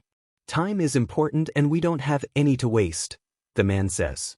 The class stays dead silent, hoping to not irritate the man any further. Good. My name is Aizawa Shota and I'm your homeroom teacher this year. Without another word, he reaches into the sleeping bag he'd been in a few moments prior and pulls out a blue and white tracksuit. Take these and meet me at the school grounds. Don't waste my time. With that said, he leaves the tracksuits at the door and trudges out of the classroom. Maybe this year was going to be weirder than they thought. A quirk test. The entire class exclaimed. All of Class 1A stood in a courtyard behind the school wearing their tracksuits. But what about the opening ceremony? Uraraka exclaimed. A waste of time if you want to become heroes. Aizawa answered with a yawn. The Department of Education is insistent that the gym tests you take as middle schoolers are best done without the use of your quirks. Something about messing up the averages. They're all irrational. He turns toward the students and zeroes in on Izuku. Midoriya, how far could you throw a softball in middle school? All eyes turn towards the teen. He almost wishes he wasn't the tallest kid in class so he could make himself appear smaller. They were never able to record my throws, sir. Izuku answers nervously. The class looks confused but Aizawa just nods and tosses him a softball. Try it with your quirk, you can do whatever you want as long as you don't leave the circle or use your super strength. Huh. You heard me. Aizawa glared. I already know what you can do with your strength. So, hurry up and show me something new. Izuku nods, then looks at the softball in his hand. He closed his eyes, trying to block out the whispers of his classmates behind him. There must be a reason for his teacher's constraint. Maybe it was to force him to use his quirk more creatively instead of brute forcing his way through. If Mr. Aizawa wanted to see something new, then he'd show him something new. He lightly tossed the ball in the air, slightly above his eyeline. Heaved in a hearty gulp of air and then blew. The force of his breath nearly knocked Aizawa and the other students off their feet. The power was incredible, as if they were caught in the winds of a hurricane. After a couple of seconds, Izuku ceased his super breath. That shouldn't be coming back down at all. His classmates seemed impressed if their whispers were anything to go by.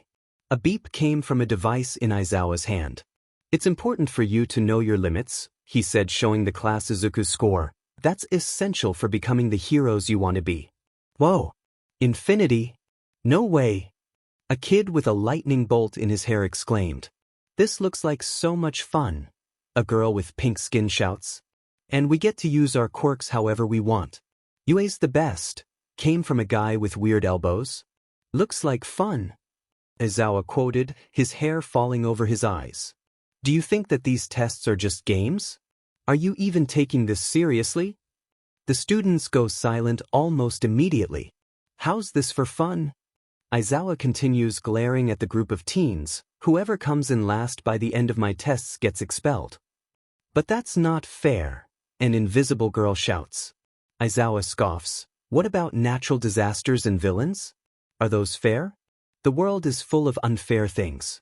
And it's our job as heroes to correct that unfairness. If you can't even do that, you might as well leave my class right now. The students all stare at Aizawa. This was UA after all. They didn't produce some of the greatest heroes in Japan by coddling them. They put them through the ringer. That's plus ultra. Now let's get started. He's pretty fast. Izuku watched as Ida passed the 50-meter line with a time of 3.04 seconds. A girl with the attributes of a frog coming in an also impressive time of 5.58 seconds. Everyone had such interesting quirks.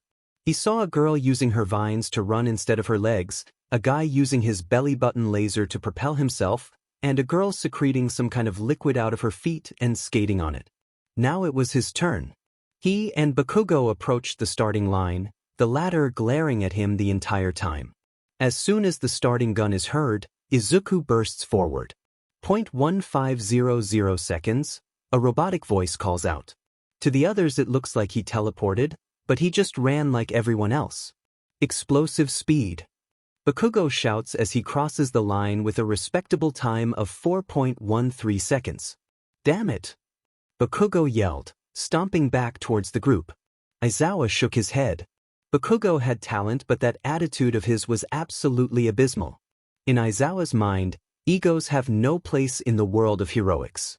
He'd have to work on that. Next up was the grip strength test. Aizawa made the decision to exempt Izuku from this test so that he wouldn't have to pay for another grip tester out of his salary. Izuku notices the two scores that stand out the most were a guy with multiple arms and a girl with a spiky ponytail. After the grip test was the standing long jump test. There were multiple winners of this test. Izuku easily cleared the sand pit by floating over it. Bakugo uses his explosions to propel himself over, the belly button guy makes use of his laser to clear the pit, and the frog girl just jumps over it. Repeated side steps is next. Izuku is a blur to the others and apparently the machine because it was unable to track his score. The only one who got close to his score was a short kid with purple ball for hair. For the ball throw, Aizawa exempted Izuku from doing the test again. Uraraka was the only other one able to match his score of infinity by removing the gravity of the ball and chucking it into space. The other tests go by without much fuss. In sit-ups, Izuku was unmatched. In the seated toe touch, the pink skin girl took the win, displaying her amazing flexibility.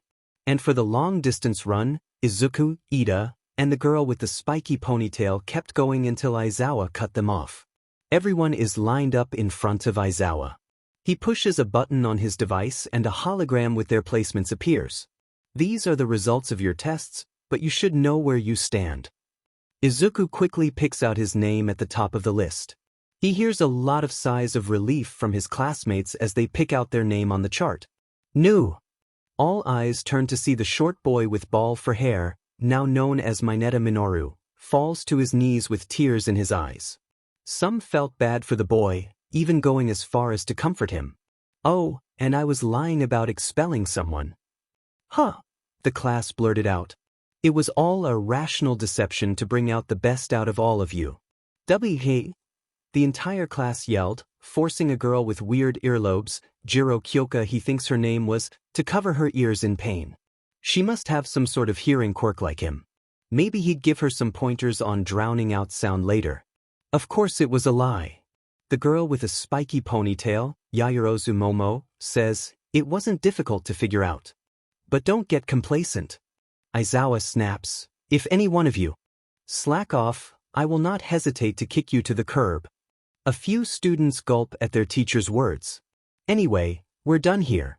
The teacher sighs as he starts to walk away. Your curriculum and any other documents about your time here are in the classroom. Make sure to give those a look when you get back. And with that, Class 1 as first day of class had ended. Something told them that this was going to be a long year. Izuku never thought that classes taught by pro heroes could be so normal. Present Mike, a man known for his upbeat, popular radio show, was calmly standing at the front of a classroom teaching English. Can anyone tell me which of the following English sentences is incorrect? The normally loud hero said, pointing to the board. So normal, was the collective thought that echoed throughout the room.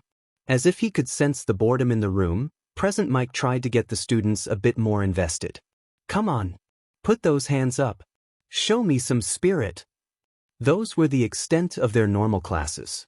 Taught by pro heroes, but relatively normal school classes. Their art history class with Midnight had been the only class that had been any sort of exciting. Maybe it was because she was so passionate about the subject, or maybe it was because of something else. After hours of regular lessons, lunchtime finally rolled around. Izuku took his meal from Lunch Rush, after getting an autograph of course, and scanned the cafeteria. He knew she was around here somewhere. Something bumps into him and almost causes him to drop his tray. Looking for someone, hero? Izuku turns to see Teo holding her own tray and giving him a mischievous smile. Just you doofus. Izuku shot back as the two searched for an empty table. How was your first day of classes? Ugh, don't remind me, she groaned. You would think that classes taught by heroes would have a bit more pizzazz, you know? I know what you mean, the two taking a seat at a table near the window. I don't think I've ever seen Present Mike that listless before. He's usually so energetic and pumped up, especially on his radio show. I remember yesterday's episode where he His rambling is cut off by a slice of bell pepper being shoved into his mouth, Teo smirking at him from across the table. Whoa, slow down there, Izuku. I can only take so much nerd talk at once, she teased. He chews the food in his mouth and swallows. Even though we're in high school now, you still can't eat bell peppers? Teo's cheeks glow red and she glances away from her friend. Shut up. They're just so bitter. Izuku lets out a small laugh, the girl glaring at him even harder. Excuse me, Midoriya? Izuku turns to see Ida and a few of his classmates standing over their table. I apologize for interrupting your conversation, but I wanted to ask if we may sit at your table? Ida asked, ever respectful. Izuku gave Teo a knowing look. During their middle school days, they fought off the waves of bottom feeders who only wanted to befriend the teen because of his quirk. Some even had the courage to try and get cozy with Teo so they could get closer to Izuku. But they were at a hero school now. This time it felt different. Like a genuine attempt was being made to get to know him better and become a trusted ally rather than someone to hide behind because they were tough. Teo nods her head and smiles brightly at the group. Yeah, you're cool. I wanted to meet Izuku's classmates anyway. Thank you very much. Ida exclaimed with a perfect 90-degree angle bow. You're so serious, Ida. Uraraka commented, taking a seat next to Teo. Yeah, you should loosen up a little, the pink-skinned girl, Ashido Mina, agreed as she took a chair down from Izuku. If you frown like that all the time, you're gonna get all wrinkly by the time you turn 30. Ida looked somewhat offended. How dare you, he interjected, setting his tray down next to Izuku's. I believe that adopting a serious attitude is important for being a hero. But keeping it up all the time makes you a little annoying, Karo. The frog girl, Azuitu, comments, sitting next to Uraraka. Come on guys, cut him some slack. A boy with brown hair that could gyrate his body parts, Kaibara-san, said, trying to mediate between them. Alright, but frog girl's got a point, you're a little uptight. Teo chimed in. You can just call me Tsuyu. I see. Ida despondently hung his head. Being too serious could be counterproductive to working with others in the future. I will try my best to let up a little. The spirit's there, but the execution is a little off, Karo. Izuku chuckles and continues to eat his katsudon.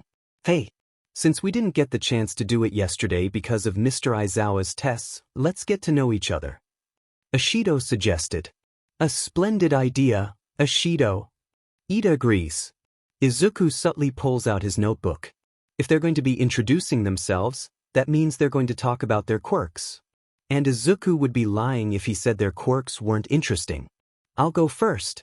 I'm Ashido Mina. My quirk's called acid, which lets me make an acid-like liquid from my skin. I also really like to dance. A couple of oohs and ahs echo around the table, the pink girl puffing out her chest at the praise. Who's next? I guess I'll go, Kaibara volunteers. I'm Kaibara-sen, my quirk's called gyrate, I can spin any part of my body really quickly. I also think cameras are really cool, he said, scratching the back of his head. My name is Azuitsu, just call me Tsu, Karo. My quirk is called frog and I can do whatever a frog can do. I really like rainy days and jelly, Karo. I'm Uraraka Ochako, nice to meet you. My quirk is zero gravity, I can remove the gravity of something if I touch it with all 5 of my fingers. I can also release it by putting my fingers together. I love starry skies and space, she said with a sweet smile. My name is Ida Tenya, it's a pleasure to make your acquaintance. My quirk is called engine. I have engines on my calves that grants me enhanced speed. My favorite hobby is studying. So serious, Teo blurted, causing the others to giggle. Anyway, I'm Teo Akari, nice to meet ya. My quirk's called solar hair. In direct sunlight, my hair absorbs the energy and turns it into energy. I like trying different kinds of fast food. Izuku was frantically taking down notes. So many cool quirks, so many different applications. Could Tsuyu develop abilities like the poison dart frog? Could Kaibara rotate his entire body and become an entire drill? Did Uraraka's quirk simply remove gravity, or did it have some sort of an inverse gravity effect? Could Ida? A hand gently clamped him on the shoulder. Midoriya, I believe it is your turn to introduce yourself. Oh, Thanks, Ida. Izuku smiled back, putting down his notebook. Hey, I'm Midoriya Izuku, nice to meet everyone. My quirk is called Solar Battery. I can absorb sunlight and store it in my cells to use later. I really like taking notes about heroes. Wait, I thought you had some sort of super strength quirk. Ashido pointed out, didn't you use it for the ball throw and the sit-ups?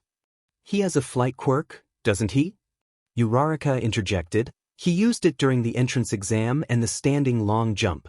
But that does not explain the speed he displayed during the 50-meter dash test and the sidesteps test. Ida added, maybe you should just let Midoriya explain it himself instead of debating about it, Karo. All eyes turned toward Izuku, making the tall teen a bit embarrassed to be the center of attention.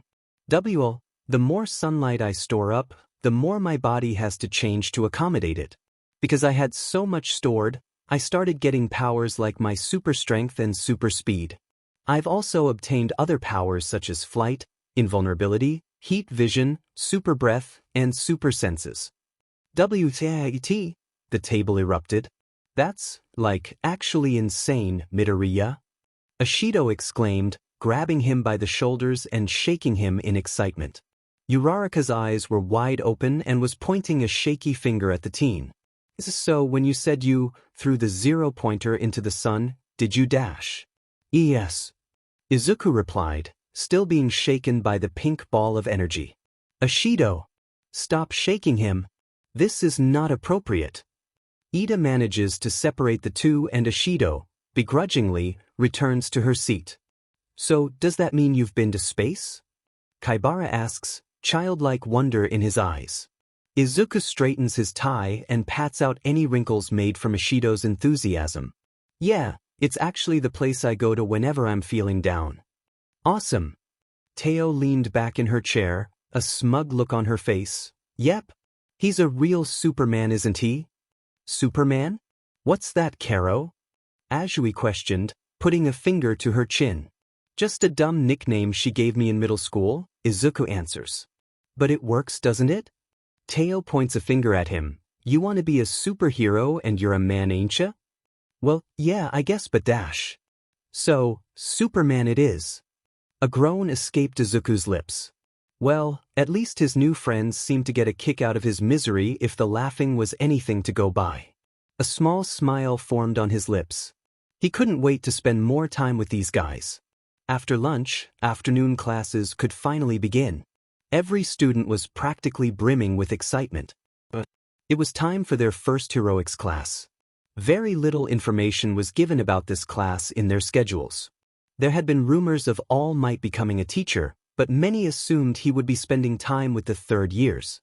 At the very worst, their class would be taught by Aizawa and they would be threatened with expulsion again.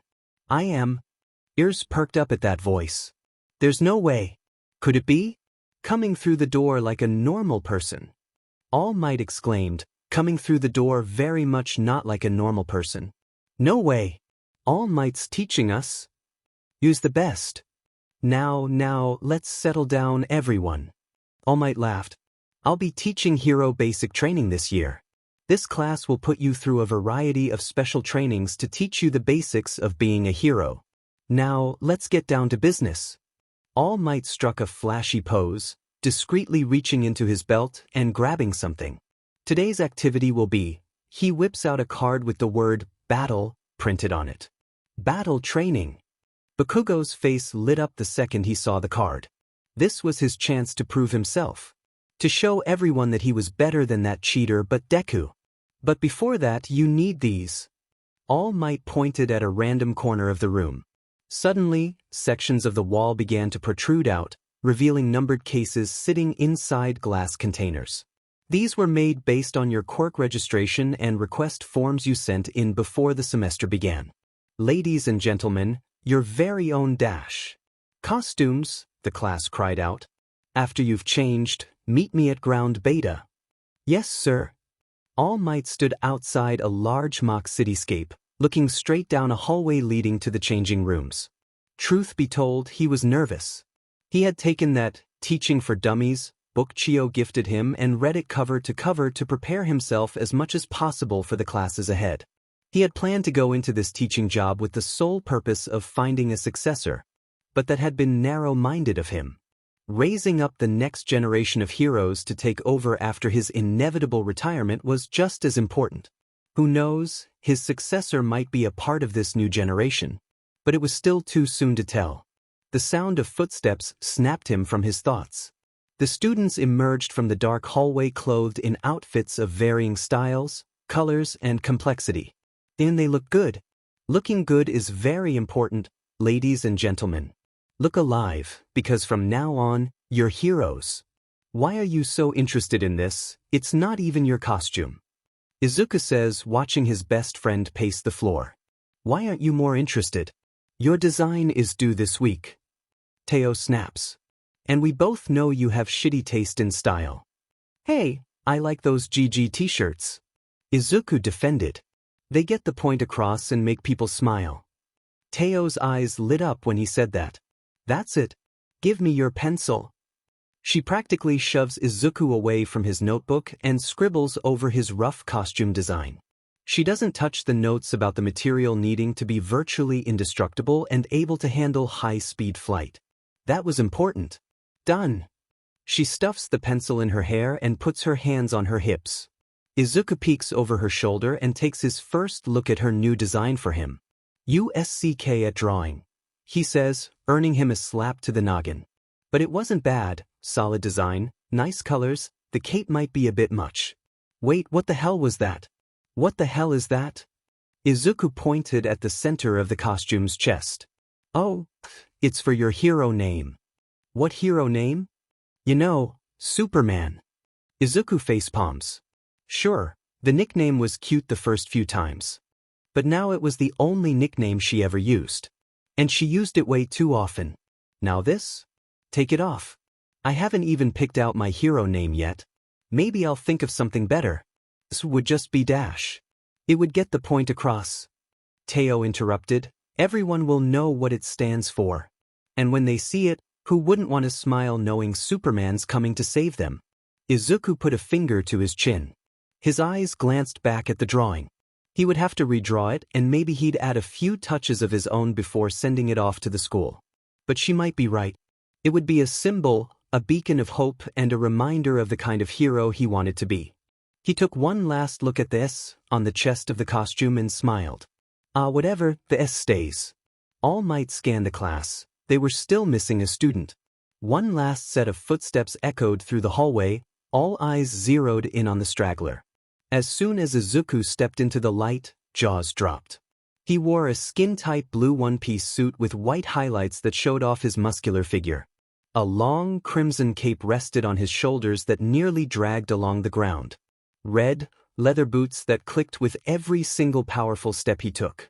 A golden belt wrapped around his waist that added a nice splash of color to the costume. But the most eye-catching detail was the red S, inscribed in a yellow shield emblazoned across his chest. Now that was a hero costume. Whoa, Midoriya, that's a sick costume, dude, the kid with the lightning bolt in his hair, Kaminari Denki, exclaimed. So manly, the kid with spiky, red hair, Kurashima Ijiro blurted, a single tear falling down his cheek. Indeed, truly a costume befitting of a hero, Yaoyorozu agreed. But if I may ask, what does the stand for? Everyone's ears perked up at her question, even All Might. It was the first question they thought of when he emerged from the changing rooms. Izuku looks down at his chest and smiles lightly. It's supposed to be a symbol, to represent my hero name. Yaoyorozu looked a bit surprised. Maybe she hadn't expected him to have a hero name yet this early in the year. And what would that be? Izuku let out a small sigh. He still wasn't used to the name, but from now on, he would wear it with pride. Superman. A cough from All Might snapped them back to attention. Right, class? Now that you all look the part, he struck a power pose and smiled even brighter. Are you ready, you bunch of zygotes? 'Cause it's time for your battle training. Sir. Ida, who was clad in white, shining armor, raised his hand. We seem to be in the center used for the entrance exam. Are we going to conduct urban battles again? Good question, young Ida. All Might remarked. But no. We'll be moving up a step. Indoor battle training. All Might crossed his arms. A lot of the villain fights you see on the news take place outdoors. But statistically, the most heinous crimes are committed indoors. The class looked shocked. From hostage situations, black market deals, to house arrest, in this superhero society of ours, the most intelligent villains hide in the shadows. All Might continued. For this class, you'll be split into villain and hero teams and face off in 2-on-2 indoor battles. What about basic training? Ajui asked. The best way to learn the basics is through practical experience. All Might answered. Any other questions? There were a few more questions among the students, all of which All Might answered fairly easily. He then went over the objectives of each team and the criteria it would take for either team to pass. And all without a cheat sheet. He had stuffed one in his pocket in case he needed it, but it looks like all that studying was paying off. The teams and opponents will be decided by. All Might picked up a nearby box that had the word lots printed on it, by drawing lots. Is this really the most effective way? Ida blurted. Pros sometimes have to team up with whoever's available during an emergency. Sometimes you won't get the luxury of choice. Izuku argued. I see. Please excuse my rudeness. Ida bowed. It's fine. All Might reassured the boy. Now, let's get to picking. One by one students took a small ball out of the box with a letter on it. Izuku was ecstatic as he reached into the box for his letter. He got an F. He scans his classmates as he walks back. Just as he was about to call out for his partner, he felt a small tap on his shoulder. He turns around to see an outstretched vine in front of his face. I believe we have been brought together for this exercise. The girl with vines for hair, Shizuki Ibra, says, holding up another ball with the letter F on it. He was honestly kind of glad he wasn't paired up with any of the other girls. He didn't think his heart could take it. Thankfully, Shizuki's hero costume consisted of a pure white robe, similar to a toga, and brown boots. It reminded him of an angel. Great! Izuku replied, putting on a cheerful smile. I'm Midoriya Izuku. I'll be counting on you. The thorny girl flashed him a small smile. Yes, may God's favor shine upon us and help us achieve victory, she said with her hands in a praying pose. Izuku only nodded. Religion may not be his thing, but as long as she was nice and they could work together, he didn't mind. Moving on. All Might's voice boomed. His hands hovered over two boxes labeled Hero and Villain. The first teams to fight will be. He pulled out a ball from the hero box labeled F and a ball from the villain box labeled I. These guys? All Might exclaimed. Izuku and Shizuki glanced over at their opponents on Team I, Yaoyorozu and the belly-button laser guy, Aoyama Yuga. This would be tough. Yaoyorozu proved herself to be very resourceful and intelligent during Aizawa's quirk test, while Aoyama's quirk granted him a decent amount of firepower. Team F will be the heroes and Team I will be the villains. Everyone else, head toward the monitor room with me. Yes, sir. The class rang out as they left the two teams by themselves. Izuku clenched his fist tightly and stared down his opponents. Bring on the indoor battle training. These building blueprints, they're like a maze. Izuku commented, sitting on a railing next to his partner, Shizuki. The villain team had already entered the building. Both teams were given 10 minutes to prepare for the challenge ahead. Yes, we must take this opportunity given to us and formulate a plan against our dastardly foes. Shizuki agreed. Really getting into the role of the hero, aren't you? Izuku asked, giving the green-haired girl a smile. She flashed a small smile back. Yes, I believe that in order to gain the most from this exercise, we must adopt the mentality of the roles we must play. I'm sure our opponents are doing the same. Not a bad idea.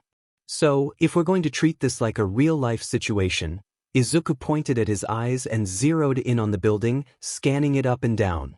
Shizuki looked a little lost. If they were to completely adopt the role of the hero, they would need a plan in order to achieve victory. But her teammate was seemingly staring off into space. Forgive my lack of faith, but may I ask why we are not planning? Surely our opponents have one to defend their weapon, but are you planning to go in with nothing at all? They've placed the weapon on the 5th floor in the farthest corner of the building. Yaoyorozu seems to be setting up traps as they walk through the building. They're in almost every room. Greased floors and stairs, flashbangs triggered by opening doors, you name it. If we somehow make it to the room where the bomb is, they plan to ambush us. Yaoyorozu will take me and Aoyama will take you. He has some sort of sprayer on his waist. Probably some sort of chemical to counter your quirk. Izuku rambled. Shiozaki was stunned. Izuku looked at his partner and pointed at himself, X-ray vision and super hearing. Gotta use every little thing to our advantage, right? I was not aware you had those abilities. Shiozaki voiced after a second of silence. I was led to believe that you possessed a physical enhancement quirk. It's kind of a long story, I'll explain it to you later if you're still interested. But you were right about coming up with a plan. It would be stupid to go in without one. We do not have much time left to plan, Midoriya. We have to think of something. Heroes. You may now enter the building. Your 15 minutes start now. Yaoyorozu steeled herself. She had been prepared for Midoriya to enter the building, guns blazing. From what she had seen of her classmate, he appeared to have extraordinary strength and speed. She also overheard rumors of him possessing the ability to fly, but she couldn't be sure. But she had a secret weapon for him, eyeing a cloth-covered item in the middle of the room. And then there was his teammate. She displayed incredible control with her quirk during Aizawa's quirk test. Able to control each strand of her hair individually along with the ability to grow and detach her hair made her a formidable foe. It was a good thing she equipped her teammate with a powerful plant-killing spray. It would be useful if they were forced into a fight. Speaking of her teammate, he had yet to be of any significant help. He seemed to be more interested in admiring his sparkly cape than strategizing with her. At least he just went along with any idea she presented. But it was too quiet. 3 minutes had already passed and none of her traps had been triggered yet. Had they even entered the building? Perhaps it would be best to go on the attack, non? With my magnifique naval laser and your creation, defeating the heroes would be a slice of cake, would it not? Aoyama said, dramatically posing to showcase his cape. Our opponents should not be underestimated, Yaoyorozu objected. We need to stick to the plan and stall them until time runs out. That's our best chance at victory. Then she heard it.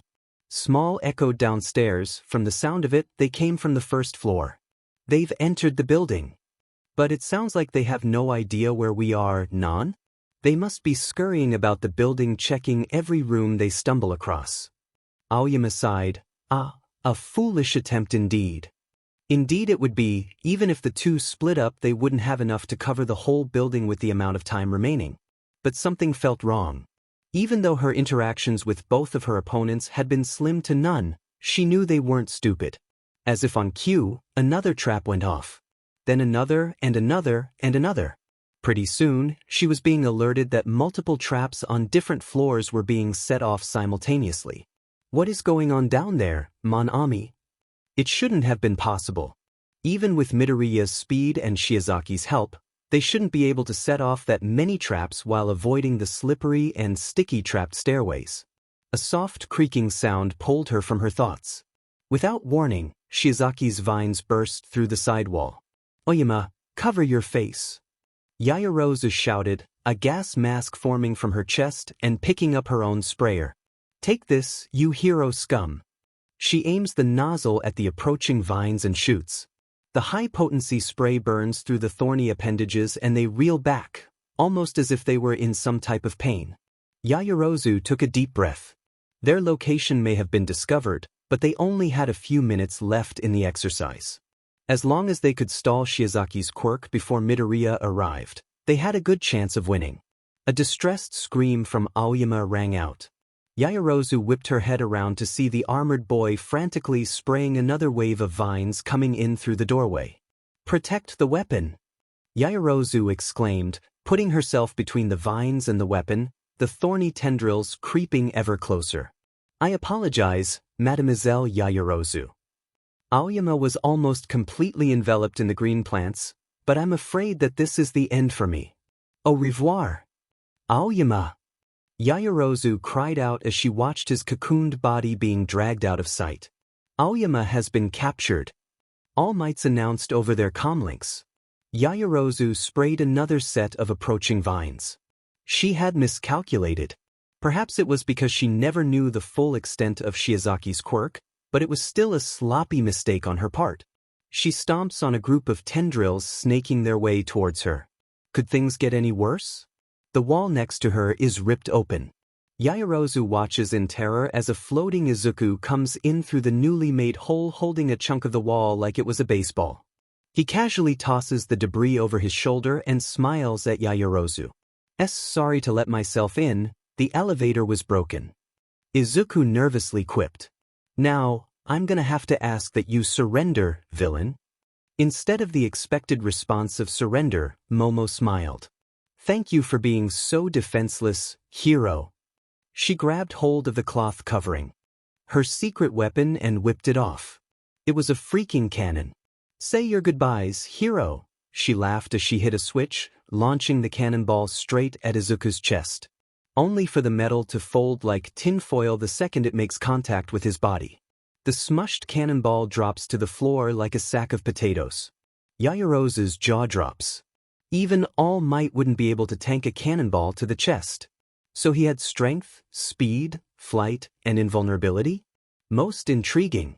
Izuku kicked the hunk of metal to the side as if it didn't weigh almost 15 kilograms. If you don't mind, I'll be taking that weapon now. Izuku said, walking towards her. This isn't over. Yaoyorozu yelled, forming a titanium bow staff in her right palm. With a grunt of effort, she swung the staff at his head only for it to bend against him on impact. Excuse me, Izuku says, gently moving Yaoyorozu to the side and touching the fake weapon. The weapon is secured. Hero team wins. All Might announces. Yaoyorozu fell to her knees. Izuku turned and immediately rushed to her side and started fussing over her. What's wrong? Are you okay? I didn't hurt you, did I? Do you need a medic or something? I can fly you to Recovery Girl if you dash. I'm fine, Midoriya. Yaoyorozu reassured the frantic boy. Thank you for worrying about me. He might be indestructible, but he was still a dork. I guess I'm just a bit disappointed in myself, she said with a solemn look on her face. I pride myself on my intellect and planning, and then to have it all dismantled so easily. It's a bit disheartening. Izuku flashed her a small smile and offered her his hand. She graciously accepted it, and Izuku floated them both to their feet. Well, if it makes you feel any better, Izuku said, nervously scratching the back of his head, the only real reason we were able to pick apart your plan so easily was because I used my X-ray vision and super hearing to listen in on it and counter it with Shiozaki's quirk. He was met with silence. Then some light punches in the arm from a pouting Yaoyorozu. How dare you? You spied on us. No wonder my plan fell apart so easily. Izuku let out a small laugh as he tried to calm the girl down. Your quirk is fascinating though, Midoriya. Would it be alright to ask you a few questions about it after class? Yaoyorozu asked as they began their descent downstairs. Of course, I'd be happy to. I have a few questions and theories about your quirk too. The two continued to walk down the flights of stairs chatting and discussing theories about their quirks. Izuku smiled brightly. He never had anyone that he could bounce ideas off of and nerd out with. Teo wasn't exactly the scholarly type. But Yaoyorozu seemed delighted to have someone to talk with. She was practically bouncing with enthusiasm. This could be the start of a beautiful friendship.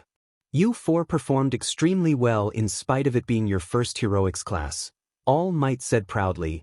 The hero team was able to overwhelm the villain team through clever use of misdirection and calculative force. They treated this exercise like a real-life situation and used every resource available to their advantage, picking off the villains one at a time and avoiding damage to the weapon. The villains were no slouches either. Young Yaoyorozu and young Aoyama used many traps and tricks in an attempt to confuse the heroes, and fully adopted the persona of the villain. All Might turn to his class, but in terms of the MVP, I would have to give it to young Yaoyorozu. Wadash! The rich girl almost shouted in disbelief but managed to compose herself. Why not Midoriya or Shiozaki? They were the ones who won. Azui commented. An excellent question indeed. All Might mused. Can anyone tell me why? I will try, All Might, sir.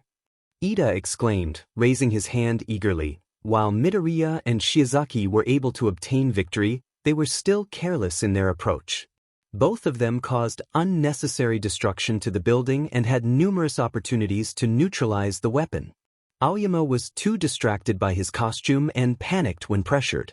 Yaoyorozu had countermeasures for both of their quirks and set numerous distractions to waste the hero's time. She protected the weapon until the very end, and her only fault was the lack of information on Midoriya's true abilities. Therefore, I believe she deserves the MVP award. The class applauded. Yaoyorozu was shocked, but gracefully bowed in acceptance. All Might nodded along. Good observations, young Ida. I would like to add that young Shiozaki's destruction of the building was understandable. Breaking down a wall is a great way to catch your opponent off guard, and her only knowledge of where to navigate the traps and villains was information given by young Midoriya. But other than that, you're correct. Thank you very much, All Might, sir. I apologize for my ignorance. Ida bowed. Don't sweat it. You're here to learn after all. All Might gave him a thumbs up. Now, Team D will be the villains, and Team C will be the heroes. Izuku pulled out his notebook from somewhere. He couldn't wait to see all his classmates' quirks in a combat setting. The matches that followed were, while not as exciting, still a head-turner. The villains of Team D, Siro and Uraraka, were able to stall the heroes of Team C, Azui and Ida by using Siro's tape to stop Ida from using his engines, and Uraraka was able to keep Azui busy by throwing weightless debris at the frog girl and cornering her into a web of tape. The match between the hero Team A, Tokoyami and Ishido, and villain Team G, Koda and Shoji had been horrifying. Koda had managed to gather an army of rats and with the help of Shoji's quirk, instructed them to stall the unsuspecting heroes. Tokoyami and Ishido concurred that it might be safer to just surrender than fight off rats for the rest of their time. The heroes of Team D, Bakugo and Hagakure, were seconds away from losing to their villain opponents on Team B, Kaminari and Kirishima. Bakugo had refused to work with the Invisible Girl and ordered her to stay out of his way, resulting in a stalemate match between him and Kirishima where the redhead tanked his explosions and counterattacked whenever the blonde got too close. Meanwhile, Hagakure searched throughout the building and found the room where Kaminari was guarding the weapon with a small field of electricity along the floor. After removing her boots and gloves, she trudged through the electrified floor and managed to touch the weapon seconds before the time ran out. Bakugo was absolutely livid at the fact that he had been so useless against shitty hair. The last match was, by far, the fastest. The villain Team J, Jiro and Mineta, had set up multiple traps, courtesy of Mineta's pop-off quirk, but it proved useless when Todoroki asked Kaibara to stay outside as he froze the entire building. With the soles of their feet frozen to the floor, the half-cold, half-hot user easily secured the weapon. Bakugo had become uncharacteristically silent after that match. Well done, everyone. All Might exclaimed, no serious injuries and I saw some great teamwork out there. You all performed spectacularly for your first training exercise. Change out of your costumes and head back to the classroom. With that said, the number one hero took off down the hall, clearly having somewhere to be. All Might's so amazing. Kaminari exclaimed. But what was he in such a hurry for? Kaibara asked. I dunno, but that's so cool. Mineta awed. The class agreed, watching his retreating form. As soon as school let out, the blonde had packed his things as quickly as possible and left, looking like he was in a daze. How had he almost lost? He had wasted so much time on that shitty hair extra that the invisible beach had to carry him to get the victory. He'd been almost useless in that exercise. Useless him? It had to be a fluke, there's no way these extras were that good. He was the greatest. They were just stepping stones in his goal to be number one. Then that ponytail girl absolutely ripped into him. She called him irrational, arrogant, and foolish. That he was the reason they almost lost their match. That if they had adopted a stealthier option, they could have won much quicker if they teamed up on Sparky. She was right and he hated that. Then the Ice BSTRD won his match. He had done it so quickly, so effortlessly. He was strong. Could he even beat that guy? Was he not the best? Was he just an extra to that guy? His mind lingered on those thoughts for the rest of the day, afternoon classes barely even registering to him. When classes were over, he mechanically packed his bag, ignoring anyone who tried to talk with him, and walked out the building. He had almost made it to the front gate, when a strong gust of wind hit him. Now Deku was in front of him. The shitty, cheater Deku who didn't get his quirk until he was 6. The Deku that followed him and his lackeys all around the neighborhood, but stood up to him when they were putting an extra in his place. The same Deku that kicked their buttes and could now eat cannonballs to the chest for breakfast.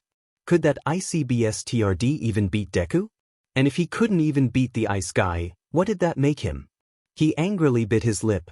Ponytail said it herself. Foolish, arrogantly. He clenched his pocketed fists. What do you want, Deku? Bakugo growled. Izuku crossed his arms, making sure to look Bakugo directly in the eyes. So, what did you think of our classmates? Are they the extras you thought they'd be? Bakugo's eyes widened before furrowing into his signature glare. Is that all you wanted to say? Get out of my way, Deku.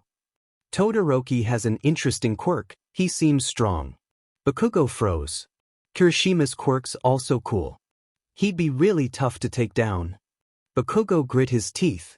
And Hagakure, her quirk's really good for stealth, it'd be really good for sneaking in and disarming Dash. Shut up. Bakugo screamed. What? Are you trying to make a fool out of me? I'm trying to help you. Ever since you got your quirk, you've looked down on others, thought of them as lackeys, extras. Even me, even now, you still think I'm somehow a cheater. He clenched his fists tighter. But this is UA, the most prestigious hero school in the nation.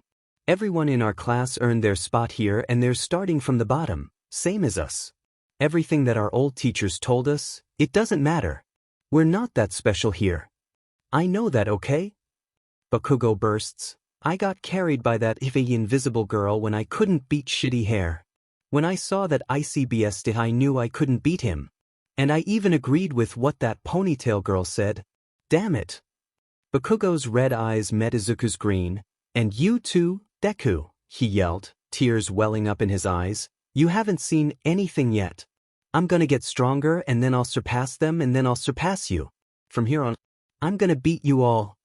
He quickly tried to wipe away any tears threatening to fall and shoved past his former friend. You'll see. I'm never gonna lose to any of you again. Once he was out of sight, Izuku smiled. Bakugo's fuse had been lit, now seeing his classmates as real threats. He was still a loudmouth and a cocky a-hole, but it was a start. Izuku let out a small sigh. Today had been the start of his hero journey, and he still had a lot to learn. Tomorrow couldn't come soon enough. Izuku was sure of it now, he hated the media. His bump-in with them at the school gate had been less than pleasant. Shouting at him, shoving microphone and cameras in his face, and overall harassment towards him made him crack a smile when the UA barrier slammed in their stupid faces. The bell rang and Aizawa walked into the classroom, a stack of papers in his hand. Good work with yesterday's heroic course. Aizawa said, I've gone over your grades and evaluations. Bakugo. The teen flinched at his name being spoken. You only managed to win thanks to your teammate. Stop wasting your talent and grow up already. Yes, sir. Todoroki, make a better effort to work with your partner. Because being a lone wolf in my class won't cut it. Understood, the heterochromatic teen answered stoically. And Midoriya, you're way too careless. I understand that you're invulnerable, but you need to exercise more caution, especially when dangerous weapons are involved. Yes, sir, he replied earnestly. Aizawa nodded. Now on to homeroom. Sorry it's a bit late notice, but today you'll be. The class steeled themselves for another test of some kind. Picking a class president. Oh, so just a normal school thing. Chaos ensued as every student in the class frantically raised their hands, aiming for the position. Everyone stop. Ida's voice rang out through the chaos. This position is a heavy responsibility. It is not just a job for anyone. Therefore, if we want to solve this democratically, I propose that our president should be chosen through election. Your hand is raised the highest, the class exclaimed. But we barely know each other. We haven't had the time to build trust with anyone. Ashui commented. Yeah, won't everyone just vote for themselves? Kirishima agreed. That's why the person who does receive multiple votes will be the best candidate for the job. Ida replied. He turned to their homeroom teacher who had wrapped himself in his trusty, yellow sleeping bag. What do you think, Mr. Aizawa? I don't care, just get it over with quickly. I can't believe I got 4 votes, Izuku said, looking at his Katsudan. It feels a little unreal. Why is that? You wanted it, didn't ya? Teo said, putting a bell pepper on his tray. Of course I wanted it, but I'm worried about whether or not I'm qualified for the job. You should have a bit more confidence in yourself, Midoriya. Ida replied. Your analysis and planning in the battle trial showed that you would be the perfect candidate for the position. That's why I voted for you at least. Same here. Kaibara agreed from across the table. It's a bummer I didn't win, but I could get behind Midoriya being our president. Ashido commented. I agree, Yaoyorozu said. She and Jiro had decided to join them for lunch today. While it is a shame that I did not win, I look forward to working with you as your vice president. Everyone nodded. Izuku looked around the table and smiled. Everyone here believed in him. He would do his best not to let them down. Things were looking up for him. Then the alarms went off. Panicked students raced towards the exit, pushing, shoving, and trampling over anyone that might be in the way. While Ida was asking an upperclassman about the situation, Izuku froze. His head whipped around. He heard something. Something was wrong. He didn't recognize these voices. Without another word, he ran against the crowd and down the maze of hallways until he reached one of the many teachers' lounges. There, a young man with pale, dry skin and sickly-looking grayish-blue hair wearing all black clothing, and a dark purple ominous-looking portal. The man was holding a folder with 4 of his fingers, similar to how Uraraka did when she didn't want to use her quirk. His green eyes met the man's angry scarlet eyes as the portal began to close around him. Hey, stop! Izuku rushed forward, but the void closed before he could grab the trespassers. Izuku stood there, stunned. There's no way this was happening. Someone had infiltrated UA. Help! Someone please help! A woman yelled. Izuku's ears perked up at the cry and rushed in to help. What seems to be the problem, miss? It's my cat, Squeakers. He won't come down. Izuku looked up to see a calico cat sitting on top of a light post. It looked down at the 2 of them and let out a small yawn. No problem, miss. I'll get him down in a flash, Izuku said with a smile. He floated up to the height of the light post and gently took the cat in his hands. He lands and places the feline in the hands of its owner. Thank you so much, young man. Squeakers say thank you too. The cat turned to face him and the face of the man that had broken into you was all he saw. Izuku reeled back. The scarlet, hate-filled eyes staring at him past the long, shaggy strands of grayish-blue hair that went past his nose. Izuku wanted to run. He wanted to get away from him, but he was frozen in place. Something about the man screamed, dangerous. The man reached his hand out, his 5 fingers hovering just above the surface of his face. The man slowly placed his thumb on Izuku's face. Then another finger, then another, and another. Finally, only his pinky finger remained. Izuku's heart hammered in his chest, his brow drenched in sweat and his legs shaky. The appendage slowly descended over his eye, and just as he thought it was all over, the morning is here. The morning is here.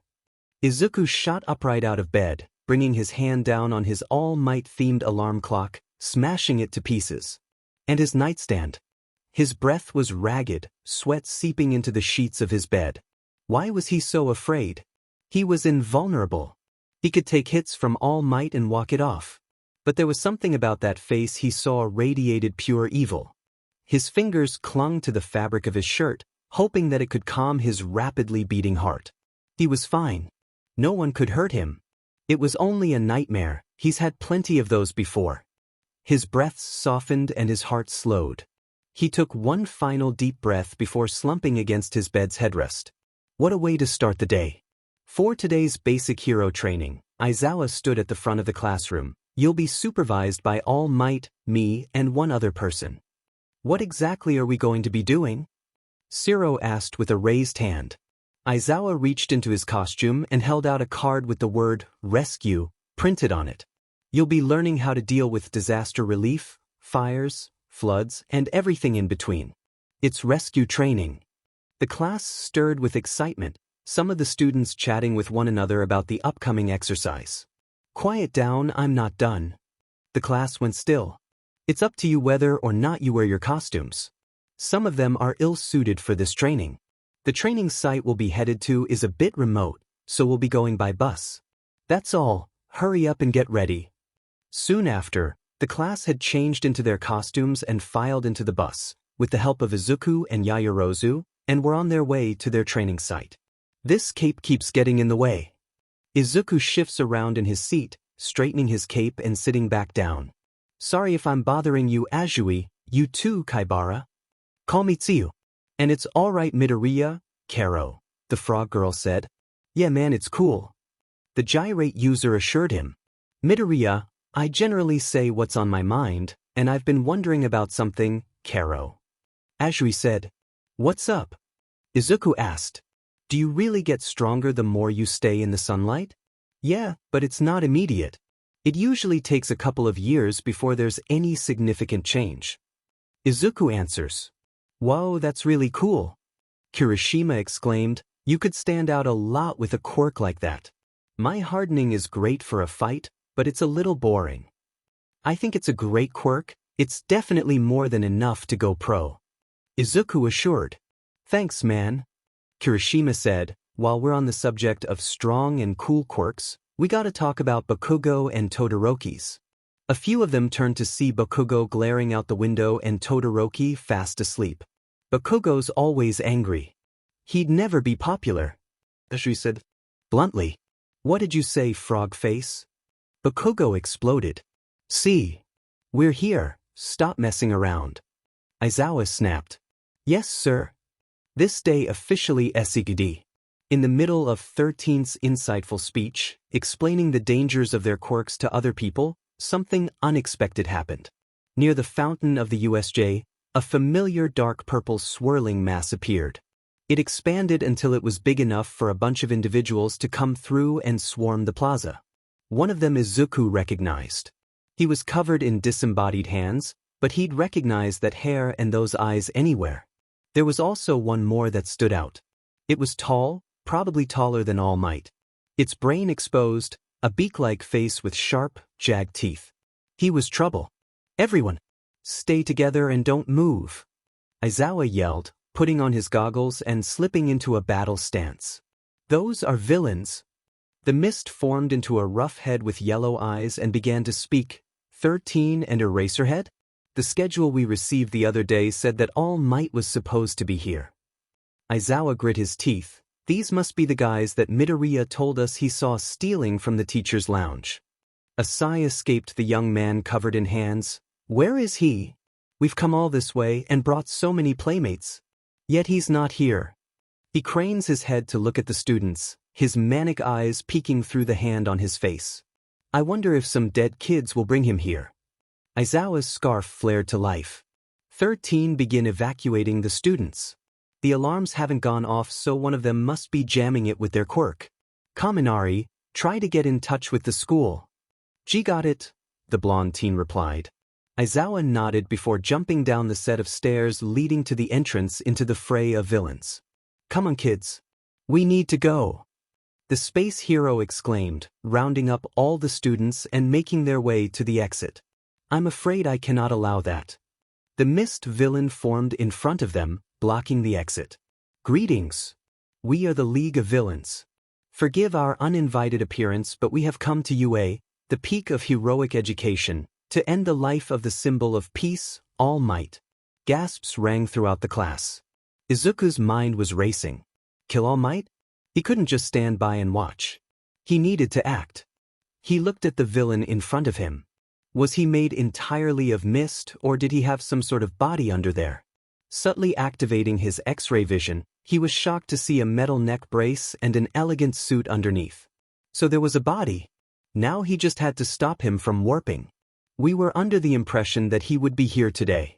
Perhaps there was a last-minute change to the schedule? No matter. The mist surrounding him expanded, threatening to swallow the group whole. 13 discreetly uncapped one of her finger caps on her suit. My role remains unchanged. In a fraction of a second, Izuku lunged at the villain, grabbing him by his neck brace and slamming him into the ground. How did you dash? Make even the slightest move and you'll lose your neck, he threatened, tightening his grip on the brace, slightly bending the metal. So, this is UA's golden eggs this year. They've really outdone themselves. Midoriya! 13 shouted. Izuku turned to look at the hero. Get away from him. Begone. In an instant, the mist surrounding the man expanded, engulfing Izuku and anyone near. As the darkness fades, Izuku opens his eyes and finds himself in a collapsed building. Villains perk up at seeing his new arrival. Deku! Izuku turned to see Bakugo and Kirishima standing next to him. What the hell are you doing here? They must have ended up in the same zone since they were the closest together. What do you think, genius? We were teleported here, he replied, turning towards the ill-tempered teen. A villain, seeing his opening to attack, let loose a punch to the back of the green-haired teen's head, only for his wrist to snap like a twig when it made contact. He screamed. Izuku turned around to see the villain holding his wrist and screaming like a banshee. He rolled his eyes and pushed the villain into a wall, knocking him out. Come on, guys. Kirishima blocked a punch from a villain with his hardened arms. Is this really the time for this? It's shitty Deku's fault.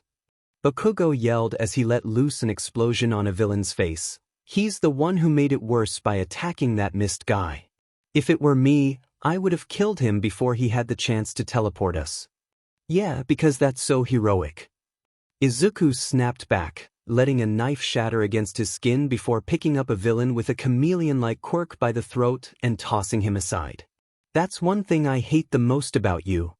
Bakugo blasted himself onto the ceiling and rocketed himself into an ogre-like villain, blasting him in the face.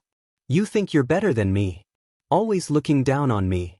Like I'm some extra. Izuku grabbed two villains shooting him with energy projectiles and knocked their heads together. You know what, maybe I do, he said, blocking a punch from a masked villain and flicking his forehead. Maybe I do look down on others. Because you're right, I am better than you. You could train for 1,000 years and still never be able to even tickle me.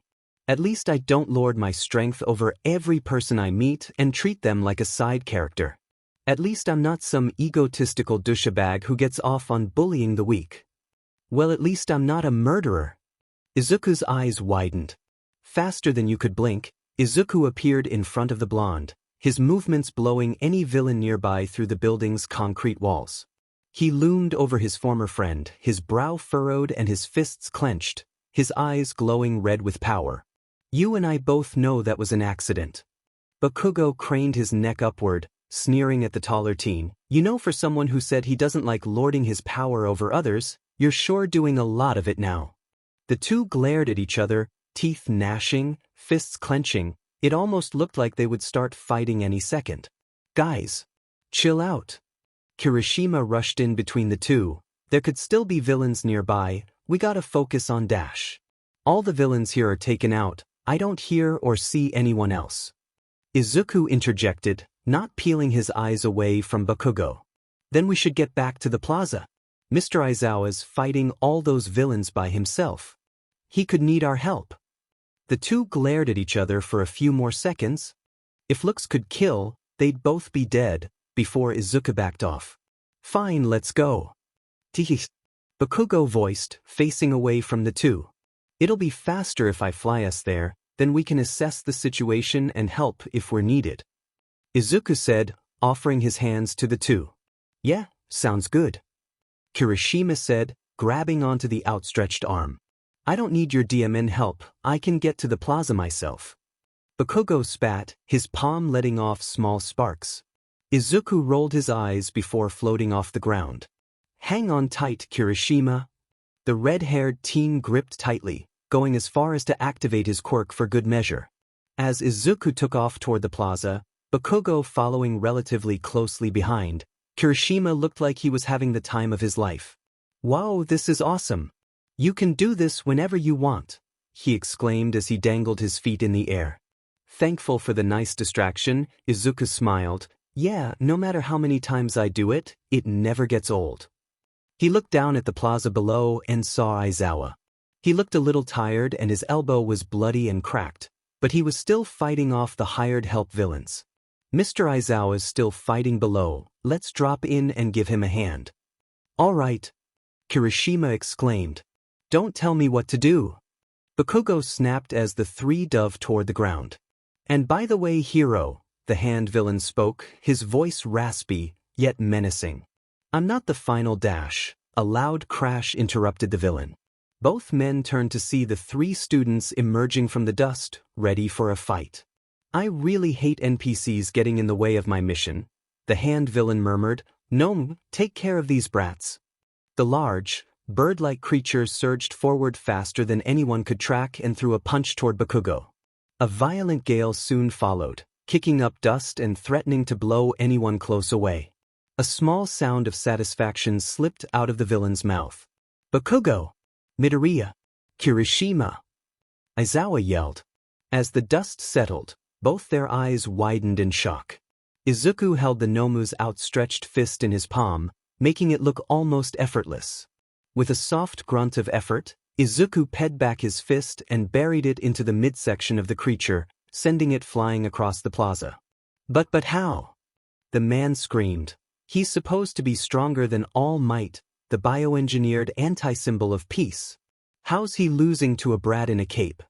A small snort escaped Aizawa's lips. Problem child. You handle the rest of the villains, I got the big guy. Izuku said, cracking his knuckles. You got it, Midobro. Stop telling me what to do. Izuku rocketed toward the creature, who was pulling himself out of the fountain, and beat it back into the ground. This thing was tough. It was taking some of his stronger punches like it was nothing, maybe some sort of durability quirk or shock absorption quirk. The Nomu lashed out and struck Izuku in the face, staggering him. Izuku looked stunned, rubbing his cheek. That actually kind of hurt. A blow to the back snapped him out of his thoughts, sending him skidding across the floor. Izuku's lips formed into a small smile. This guy could take a hit and do some damage? Looks like he could let loose just a little bit. In a flash, he flew towards the beast, grabbing its head and dragging it along the pavement. With a grunt, he threw the creature across the plaza. In an amazing burst of speed, almost as if he teleported, he tailed the flying monstrosity and, with a mighty punch, sent the creature rocketing into the pavement below. The hand villain could only watch as his pet was beat down again and again. He dodged another strike from Aizawa. No, he's cheating, he growled, making a sloppy attempt to grab the Erasure hero, which was easily countered by a kick to the ribs. The villain hissed in pain, holding a hand on his probably bruised rib, and created a bit of distance away from the hero. Tamura Shigaraki. A swirling portal appeared next to the now-named villain before materializing into the mist villain. This bettered be some good news, Kurogyri. Kurogyri seemed to flinch at the words. 13 is down, but there were some students I could not warp away. And one of them escaped. After a moment of silence, Shigaraki began furiously scratching at his neck. Kurogyri, if you weren't our way out of here, I'd turn you to dust. We won't stand a chance against that many pros. Especially with that guy around. A finger pointed. Kurogyri turned in the direction of the finger and saw Izuku landing a flurry of blows on the Nomu with the creature only managing to land a few on him. This looked bad. I'm really starting to hate that kid, and that stupid is on his chest. Shigaraki growled. Looks like it's game over for us. Shigaraki turned slowly to see Kirishima with his back turned, fighting off a fodder villain. But I'll be sure to leave one dead kid to wound the symbol of peace, pride. Aizawa and Izuku's eyes widened at the statement. Shigaraki rushed towards the red-haired teen, his hand reaching out. Aizawa sprung into action, activating his quirk and shooting his scarf out to capture the villain. A portal opens up in front of him, materializing into Kurogyri, blocking his sight from the Decay user. I'm afraid I cannot let you pass, the Warp Gate user says. Sheet. Aizawa curses, trying to get past the Misty Man only to be cut off at every attempt. Kirishima. Ha! The red-haired boy turns around just in time to see Shigaraki's hand looming over his face. Shitty hair! Bakugo exclaimed, blasting towards the boy. Izuku, in a fit of panic from seeing Shigaraki running toward his friend, punches a hole through the Nomu and rushes toward the two. Just as the deadly fingertips of the villain brush against the boy's face, Izuku gently pushes Kirishima out of the way and takes the contact himself. Ack! Izuku wailed as he felt the skin on his back decaying away. He squeezed his eyes shut and grit his teeth. Invulnerability, honestly, made it way worse. He could feel the pain of his impenetrable skin being peeled away layer by layer, yet cracks had barely begun to form on his skin. Kirishima and Bakugo watched in horror as their classmates screamed in agony as Shigaraki grabbed his neck with his other hand. Fighting through the pain, Izuku grabbed the arm that was holding his neck and squeezed. Shigaraki howled as his arm was crushed like an eggshell, staggering back and holding his broken arm. Izuku pushed the villain away from him, sending him careening across the hard floor of the Shigaraki! Kurojiri exclaimed, leaving the erasure hero and rushing to his ally. Aizawa sprinted toward his downed student. His skin wasn't as cracked and decayed as his, but it was clear that it had been a lot more painful than his elbow. The young man let out a couple coughs, still hunched over in pain. Right before he could reach the boy, the Nomu blitzed into him and sent him flying into the mountain zone, shaking the entire zone. He let out another cough. Didn't he put a hole in this thing's stomach? How was it still alive? Maybe a regeneration quirk? As Izuku started to pull himself out of the crater he created, the Nomu followed up with a couple of punches to the face before grabbing his ankle and throwing him back to the central plaza. Izuku bounced along the floor, completely destroying the pavement, before receiving a kick sending him rocketing into the air. He landed roughly on the ground, his ribs tingling from that last hit. The Nomu landed on top of him and started raining blow after blow, shockwaves echoing through the facility with every hit. Aizawa, Bakugo, and Kirishima could only look on as the green-haired teen took on the monster. Deku, get up already. Bakugo mumbled, fist clenched. Isn't there anything we can do, Mr. Aizawa? Kirishima pleaded, watching as Izuku took another hit. At this rate, Midoriya's gonna die. Aizawa grit his teeth. He had to do something. His student was in danger. How could he stand idly by while he risked his life for them? As his teacher, he wouldn't allow it. Stay here, the hero told the two teens. I'll give him some assistance. It's useless. They all turned to see Shigaraki clutching his broken arm and laughing. Nomu was created to beat All Might. That cheater might have gotten a few lucky shots in, but it doesn't matter. He's got shock absorption, hyper-regeneration, and the strength and speed comparable to All Might. It's game over for him. Shigaraki, you're injured. The heroes will be here any minute. We need to leave. Kurojiri said. No. Shigaraki snapped. I need to see him suffer, slowly, as Nomu beats his face until his skull caves in. Then I'll be the one to deliver the final blow, decaying him slowly until he begs for death, and when he screams I'll dash. A loud screech of pain interrupted the villain. All heads turned to see the Nomu being assailed by two red beams of intense heat, burning through skin, muscle, and bone alike. The Nomu was forced to take a step back, attempting to shield itself with its arms. But it was futile. The beam cut through both of the creature's arms, completely dismembering it. In a flash, it was grabbed by the neck and taken up in the air with a sonic boom. Izuku lightly tossed the Nomu into the air before delivering a heavy blow to it on the way down. When the beast landed, the impact shattered the ground and everything around it, shaking the entire facility. Those watching were forced to close their eyes, the wind pressure threatening to blow them away. Shigaraki gaped in horror as Izuku landed heavily in front of the Nomu, its arms now regenerated, and took a punch to the face like it was nothing. This wasn't what he had planned for. It was supposed to be simple: kill all the kids to break the symbol of peace, and then use Nomu to kill him. But this kid... He watched Izuku block another punch from his pet and deliver an uppercut to the Nomu's jaw, tearing its arm off in the process. He began to scratch his neck with his unbroken hand. There shouldn't have been a secret boss here. He hated secret bosses. All the leveling up, party assembly, and cleared missions, pointless. And that something about it made his blood boil. Was it because the brat annoyed him so much? Or was it something else? His hatred for him felt oddly familiar yet different. He couldn't pinpoint it, not right now. All he knew was that he wanted to kill this kid as much as All Might. A loud boom rang out through the facility. Shigaraki angrily scratched his neck as he stared at the giant hole where the green-haired teen had thrown his Nomu out of the facility to who knows where. He cheated! He cheated! He screamed, blood starting to draw and stick to his fingers. Shigaraki, we must leave now!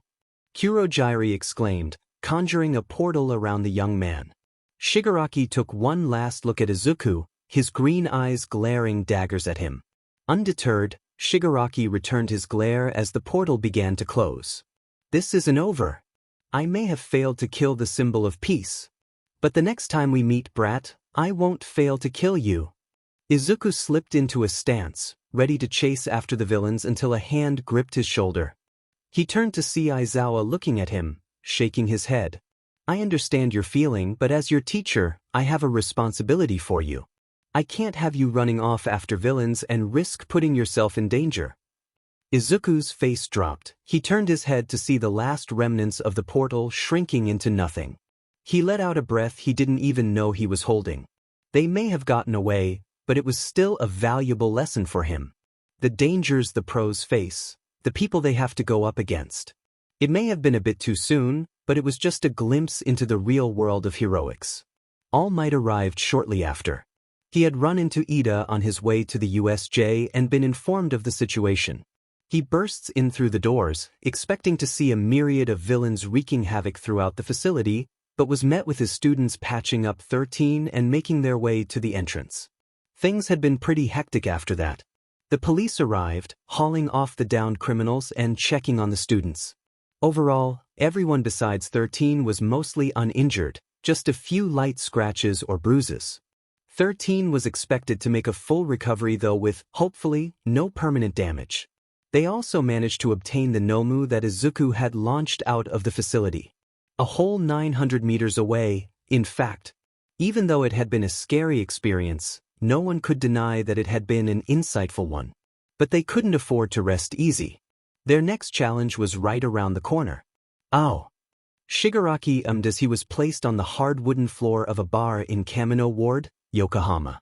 He cradled his broken appendage, the adrenaline finally starting to wear off. My arm's broken, I can feel cuts and bruises all over my body. We got crushed. Shigaraki grit his teeth. He got Nomu too. Those other kids were also strong, they took down the cannon fodder in it. Flash. We got total party wiped. All Might appears to be stronger than I thought. A voice came from the monitor on the bar counter. We underestimated him, for now we dash. No, master, All Might wasn't even there. Shigaraki screamed. What? Explain. The voice turned stern, leaving no room for argument. He was fast, almost as fast as All Might. And strong too. He tanked Nomu's punches like they were nothing. He could fly and some sort of lasers came out of his eyes. Shigaraki clenched his fist. If he wasn't there, we could have done so much more. But that kid, that brat. It appears we need to gather stronger troops as quickly as possible. The voice answered, sounding a bit tense. If what you're saying is true, we will have to move quickly, or else we will have another symbol of peace to dispose of, one even stronger than All Might. I hope you enjoyed your day off. Aizawa said, because your fight is far from over. The class flinched a bit at his words. Would they be fighting more villains like at the USJ? The UA Sports Festival is drawing near. That's so ordinary, everyone exclaimed. Is it really a good idea to hold the festival so soon after a villain attack? Jiro questioned. Yeah, what if they attack us again? Mineta exclaimed, shivering in his seat. Apparently, UA thinks having it now is necessary to demonstrate that their crisis management system is sound. Aizawa continued, security will be strengthened to 5 times that of previous years. And above all, our sports festival is the greatest opportunity you'll ever get. It's not an event to be cancelled because of a few villains. A few nervous whispers echoed through the classroom. Some were still unsure about the idea. Our sports festival is one of Japan's biggest events, the Arasura hero exclaimed. The Olympics were once the world's sports festival, but over time, the tradition faded and it's shrunk in scale to a shell of its former glory. And for Japan, what has taken place of the Olympics is the UA Sports Festival. Some excited murmurs could be heard among the class. Of course, you'll get more experience and popularity if you get picked up by a big-name pro, but time is limited. If you show the pros what you're made of here, you'll make futures for yourselves. Determined expressions made their way onto all the students' faces. 1 chance per year, 3 chances total. No aspiring heroes can afford to miss this chance. If you understand that, I expect you not to slack off in your preparations. Yes, sir, the class rang out. 4 PRDS of classes fly by, the excitement of the sports festival still fresh in their minds. Once the lunch bell rang and Cementos had exited the room, the class exploded with excitement. I'm so excited! Kirishima shouted. I know, right? Ciro agreed. If we show our stuff here, we're 1 step closer to becoming a pro. Man, everyone's so excited, Izuku muttered, watching the entire class chat about the incoming sports festival in 2 weeks. And you're not? Ida asked, performing his unusual hand motions. This is our chance to add our names to the ranks of pro heroes. It's perfectly normal to get fired up, he exclaimed, wiggling tensely. You sure have a weird way of showing it. Azui commented. I'm a bit surprised, Midoriya. Yayarosa commented. For such an avid hero enthusiast, I expected you to be a bit more excited for the sports festival. Of course I'm excited. Izuku argued. I watched the sports fest every year before I got to UA. It's just that dash. Everyone. Their heads turned to see Uraraka with a very determined expression on her face. Let's do our best at the sports festival. What's with that face? Ashido exclaimed. You're not looking very Uraraka. I'm gonna do my best. Uraraka shouted with her fist pumped into the air. Yeah, a chorus of awkward agreement rang out from the class. Izuku awkwardly smiled, still unsure about the festival. The recent villain attacks still playing through his mind on loop. If only he'd been better, faster. Refusing to hesitate, he could have stopped everything before it even happened. 13 never would have gotten hurt, everyone could have worked together to fight off the villains, and the most dangerous villains would probably be behind bars now. He looked down at his hands. His power. Always contained, always controlled, never allowing himself a chance to lose himself or someone could die. But when it mattered most, he held back and it nearly cost him Kirishima's life. If he had just ended it sooner, they never would have even been in that situation. He squeezed his hand into a fist. Maybe at the sports festival, he would stop holding back so much. Your time limit shrunk? Tashinori nodded from the couch across from Izuku. The number 1 hero had invited the green-haired team to a teacher's lounge for lunch under the guise of thanking him for his help at the USA. His friends found it pretty amusing the way the giant of the man asked him like an innocent schoolgirl would, bento and all. Teo would probably tease him about it for weeks. Yes, I pushed it a little too hard the other day trying to make it to the USJ. The blonde sighed as he handed the student a cup of tea. It's not a huge chunk. I can still maintain my muscle form for about 2.5 hours, but it's still getting shorter by the day. Sorry, Izuku looked down at his feet. If I had known that you were straining yourself I could have dash. Don't apologize, young Midoriya. We're so alike you and I. Tashinori exclaimed. The lanky man crossed his arms and leaned forward in his seat. I really wanted to talk about One for All and its future. Are you still absolutely sure that you cannot accept it? The offer's still open, you know. Ah, Izuku responded. Sorry, but I still don't think that's a good idea. He stared down at his clenched fist. I'm still struggling to use my own power. I made a lot of mistakes at the USJ and someone could have gotten hurt. And to add One for All to the mix would be an absolute disaster, especially since I'm getting stronger every day. I know that you want me to succeed you, but to accept your power right now would not only be bad for my own development, but irresponsible and disrespectful to your legacy. Tashinori leaned back on the comfy sofa. It's a shame, but it's your decision.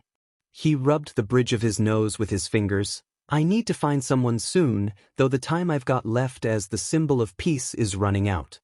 I've been thinking about that. Izuku blurted. About the symbol of peace part, I mean.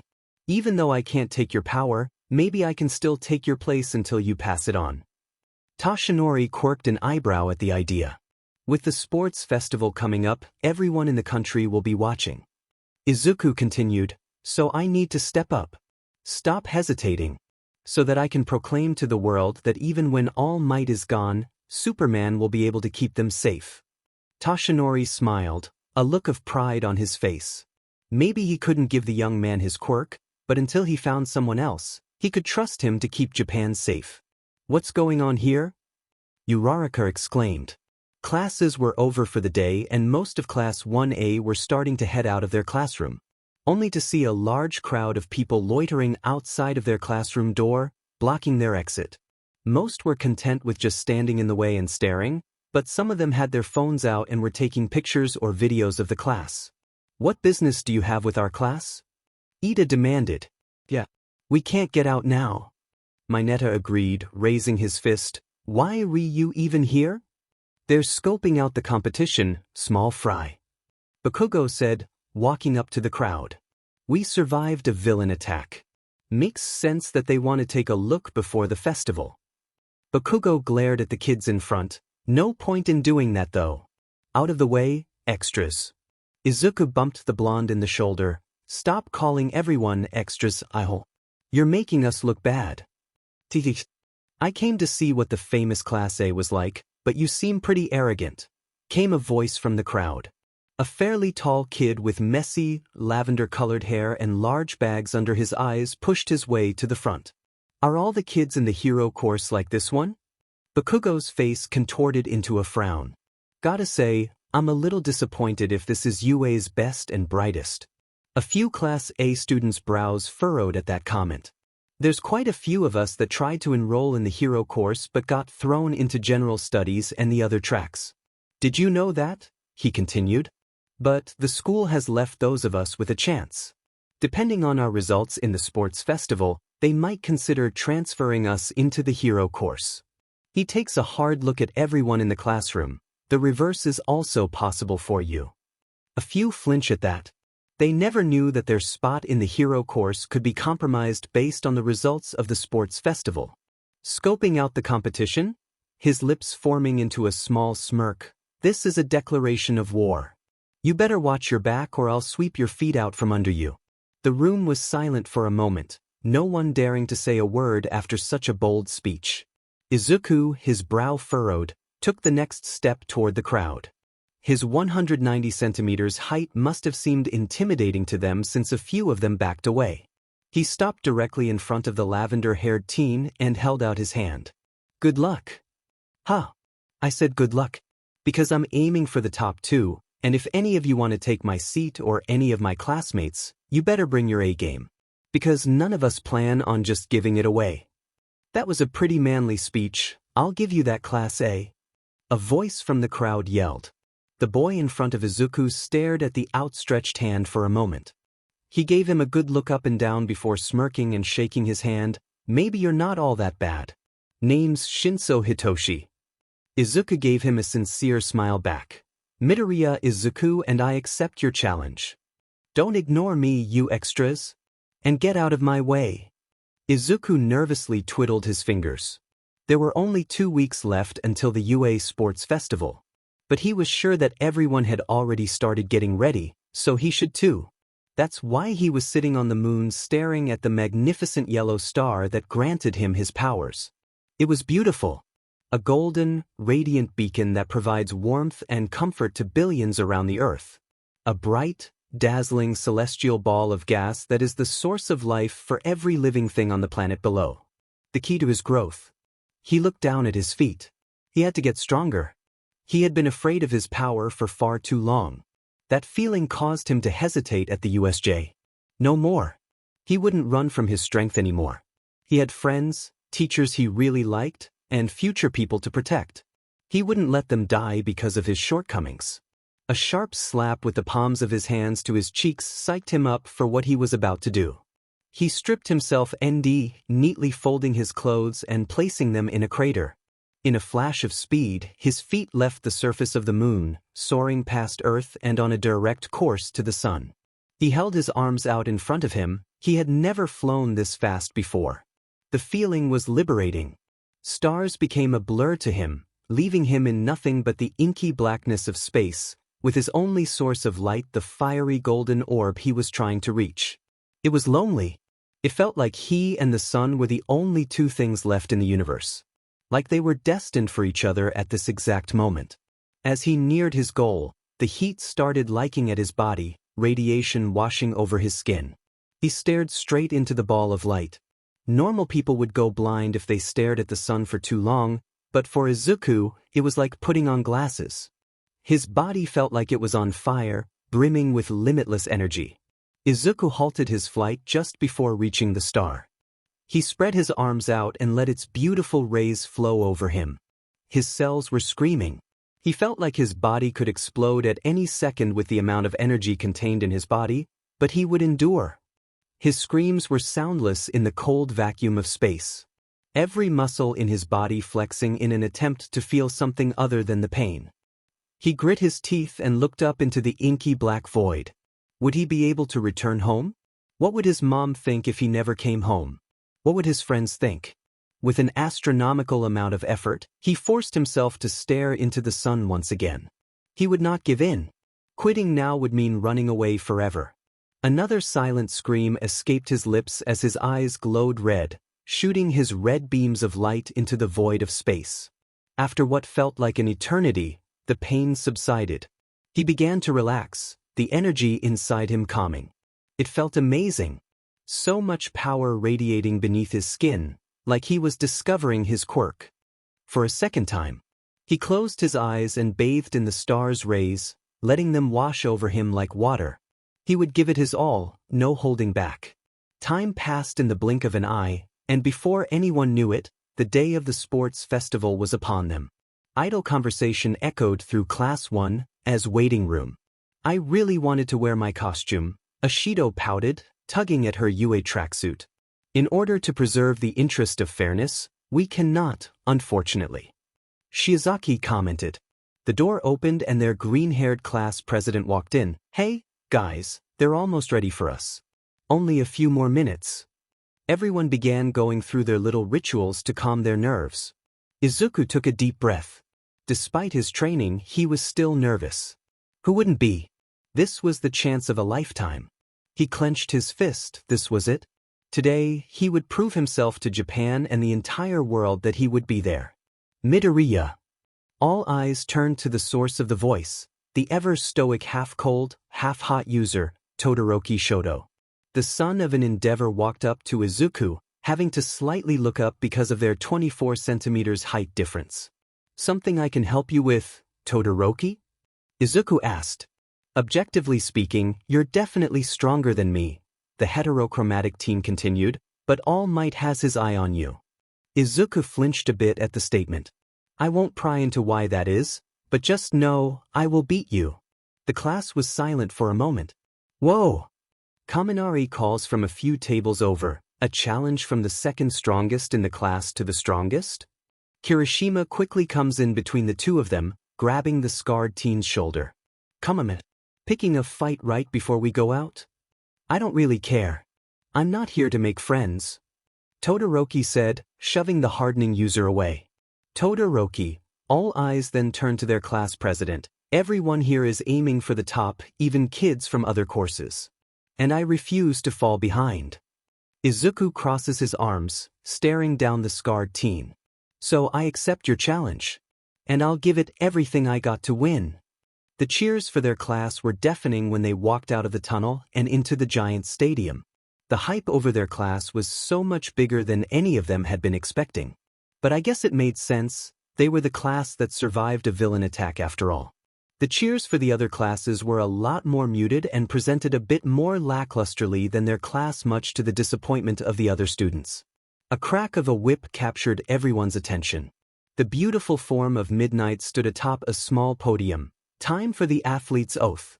The stands, and even the students, blushed at the sight.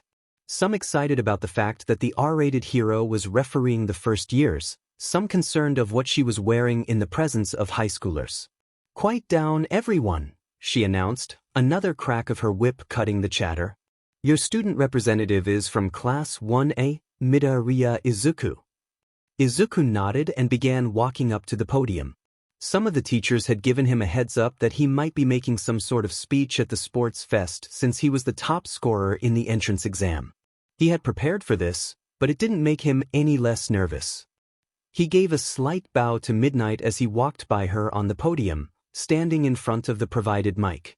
He took a deep breath, puffing out his chest, and spoke, "I pledge to go beyond my limits. To give my all to win. And to show the world that I will become a hero that will bring hope and keep people safe just like the many brave heroes that came before me." There was a moment of silence. Then the stadium erupted. The cheers were almost deafening. It felt like the entire stadium was shaking. Even a few of the general studies and Class B students were clapping for him. He managed to pick out Teo jumping up and down cheering for him. Kirishima gives him a hearty slap on the back and a few words of praise. "What a magnificent speech. It gives me tingles," Midnight exclaimed. "Now, let's get the first event underway." A giant hologram appeared behind the R-rated hero. The screen had a graph that made it look like it was shuffling through different events. "These are the qualifiers. Every year, many are sent home crying at this stage. And the first event this year will be..." The graph continued to spin for a few seconds before stopping on. "An obstacle course race," she exclaimed, the crowd cheering at the result.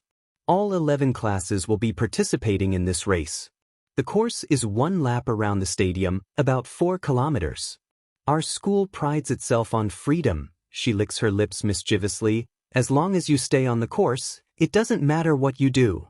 She points to a red starting gate with 3 glowing green lights on it and a narrow tunnel that leads outside the stadium. "Now, take your places, everyone."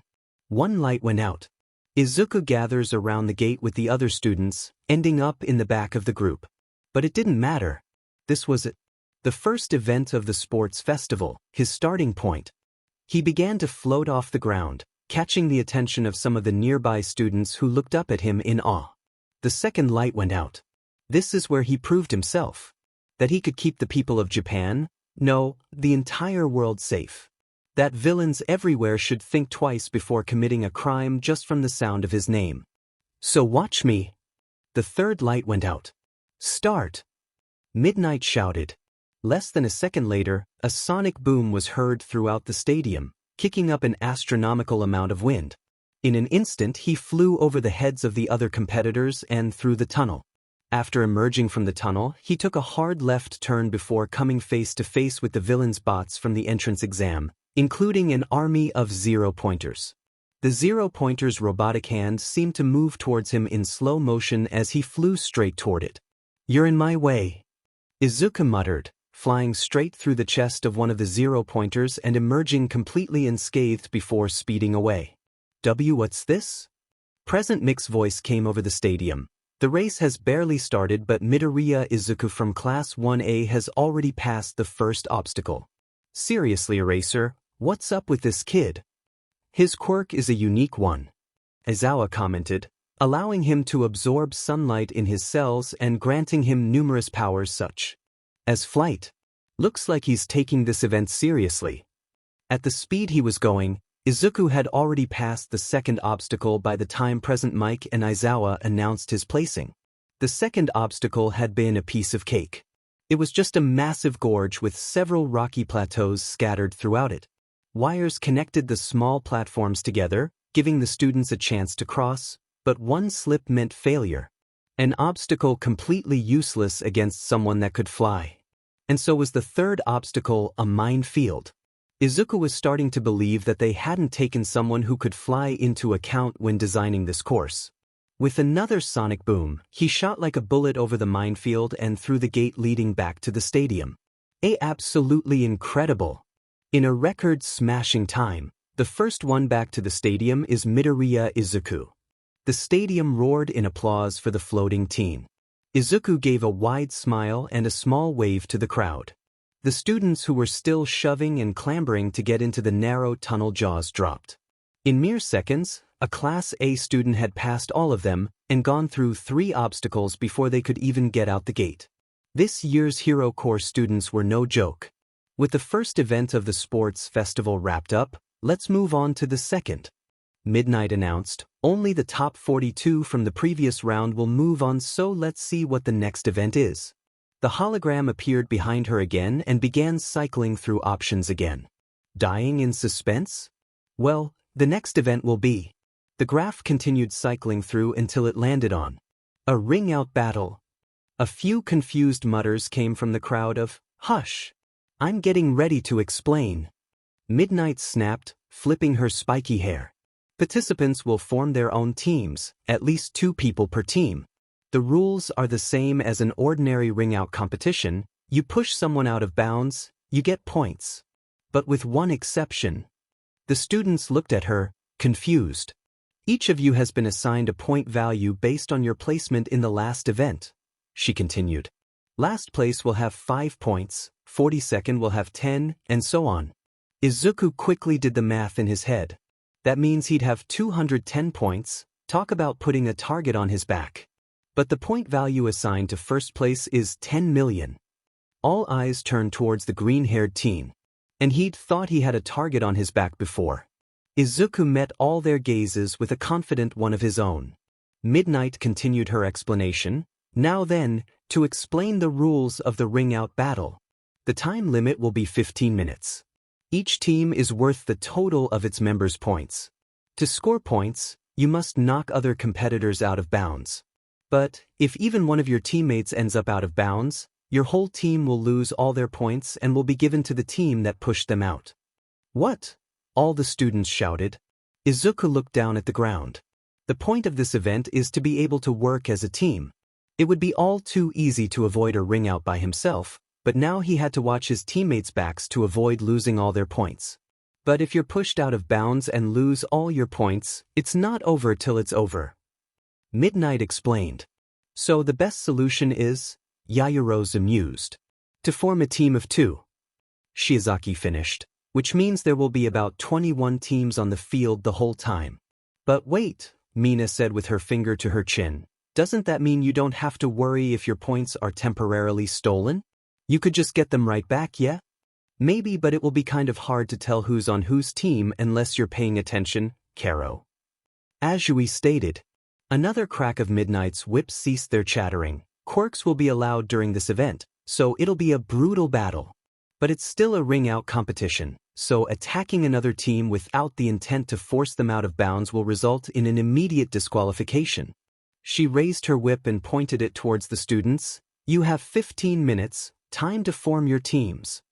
Izuku crossed his arms and started to think. Obviously, the most optimal strategy for this event would be to pick one teammate and have him protect them for the entire event.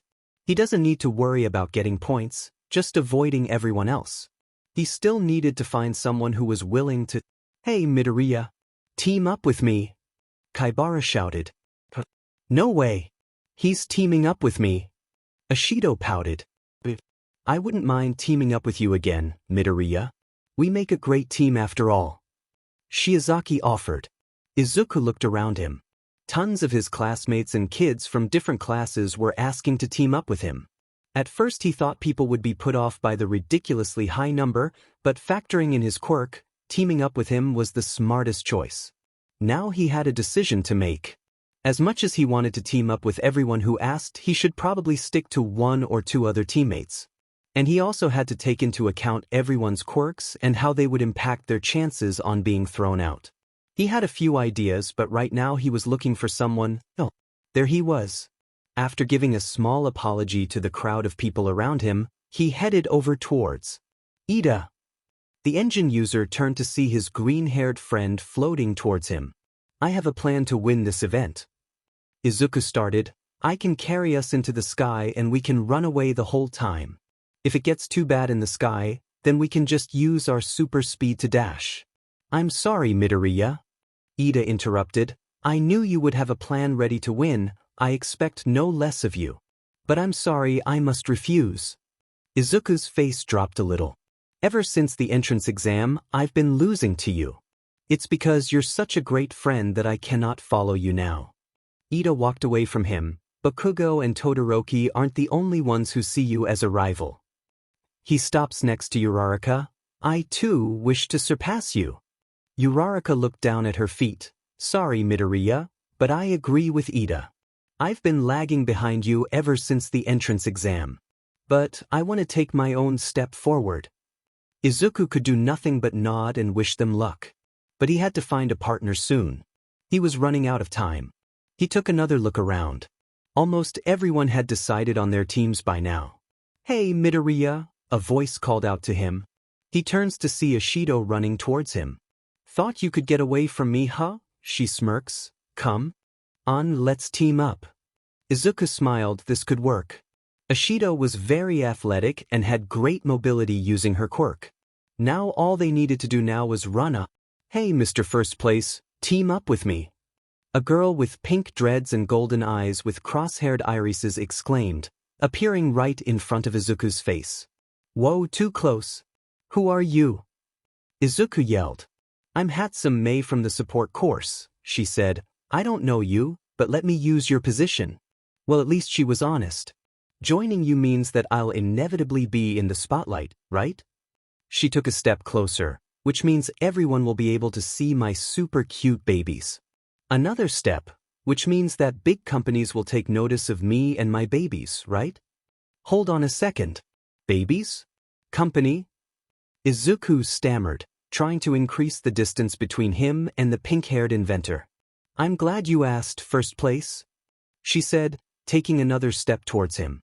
You see, Izuku half listened as she rambled on, more focused on the event ahead. Hatsum had a lot of gear that could help her get away and stay in bounds. And Ashido had great control over her quirk as well as decent offensive power if need be. All he had to do was cover them and make sure they didn't get tossed out of the ring. Izuku grinned. They could definitely win this one.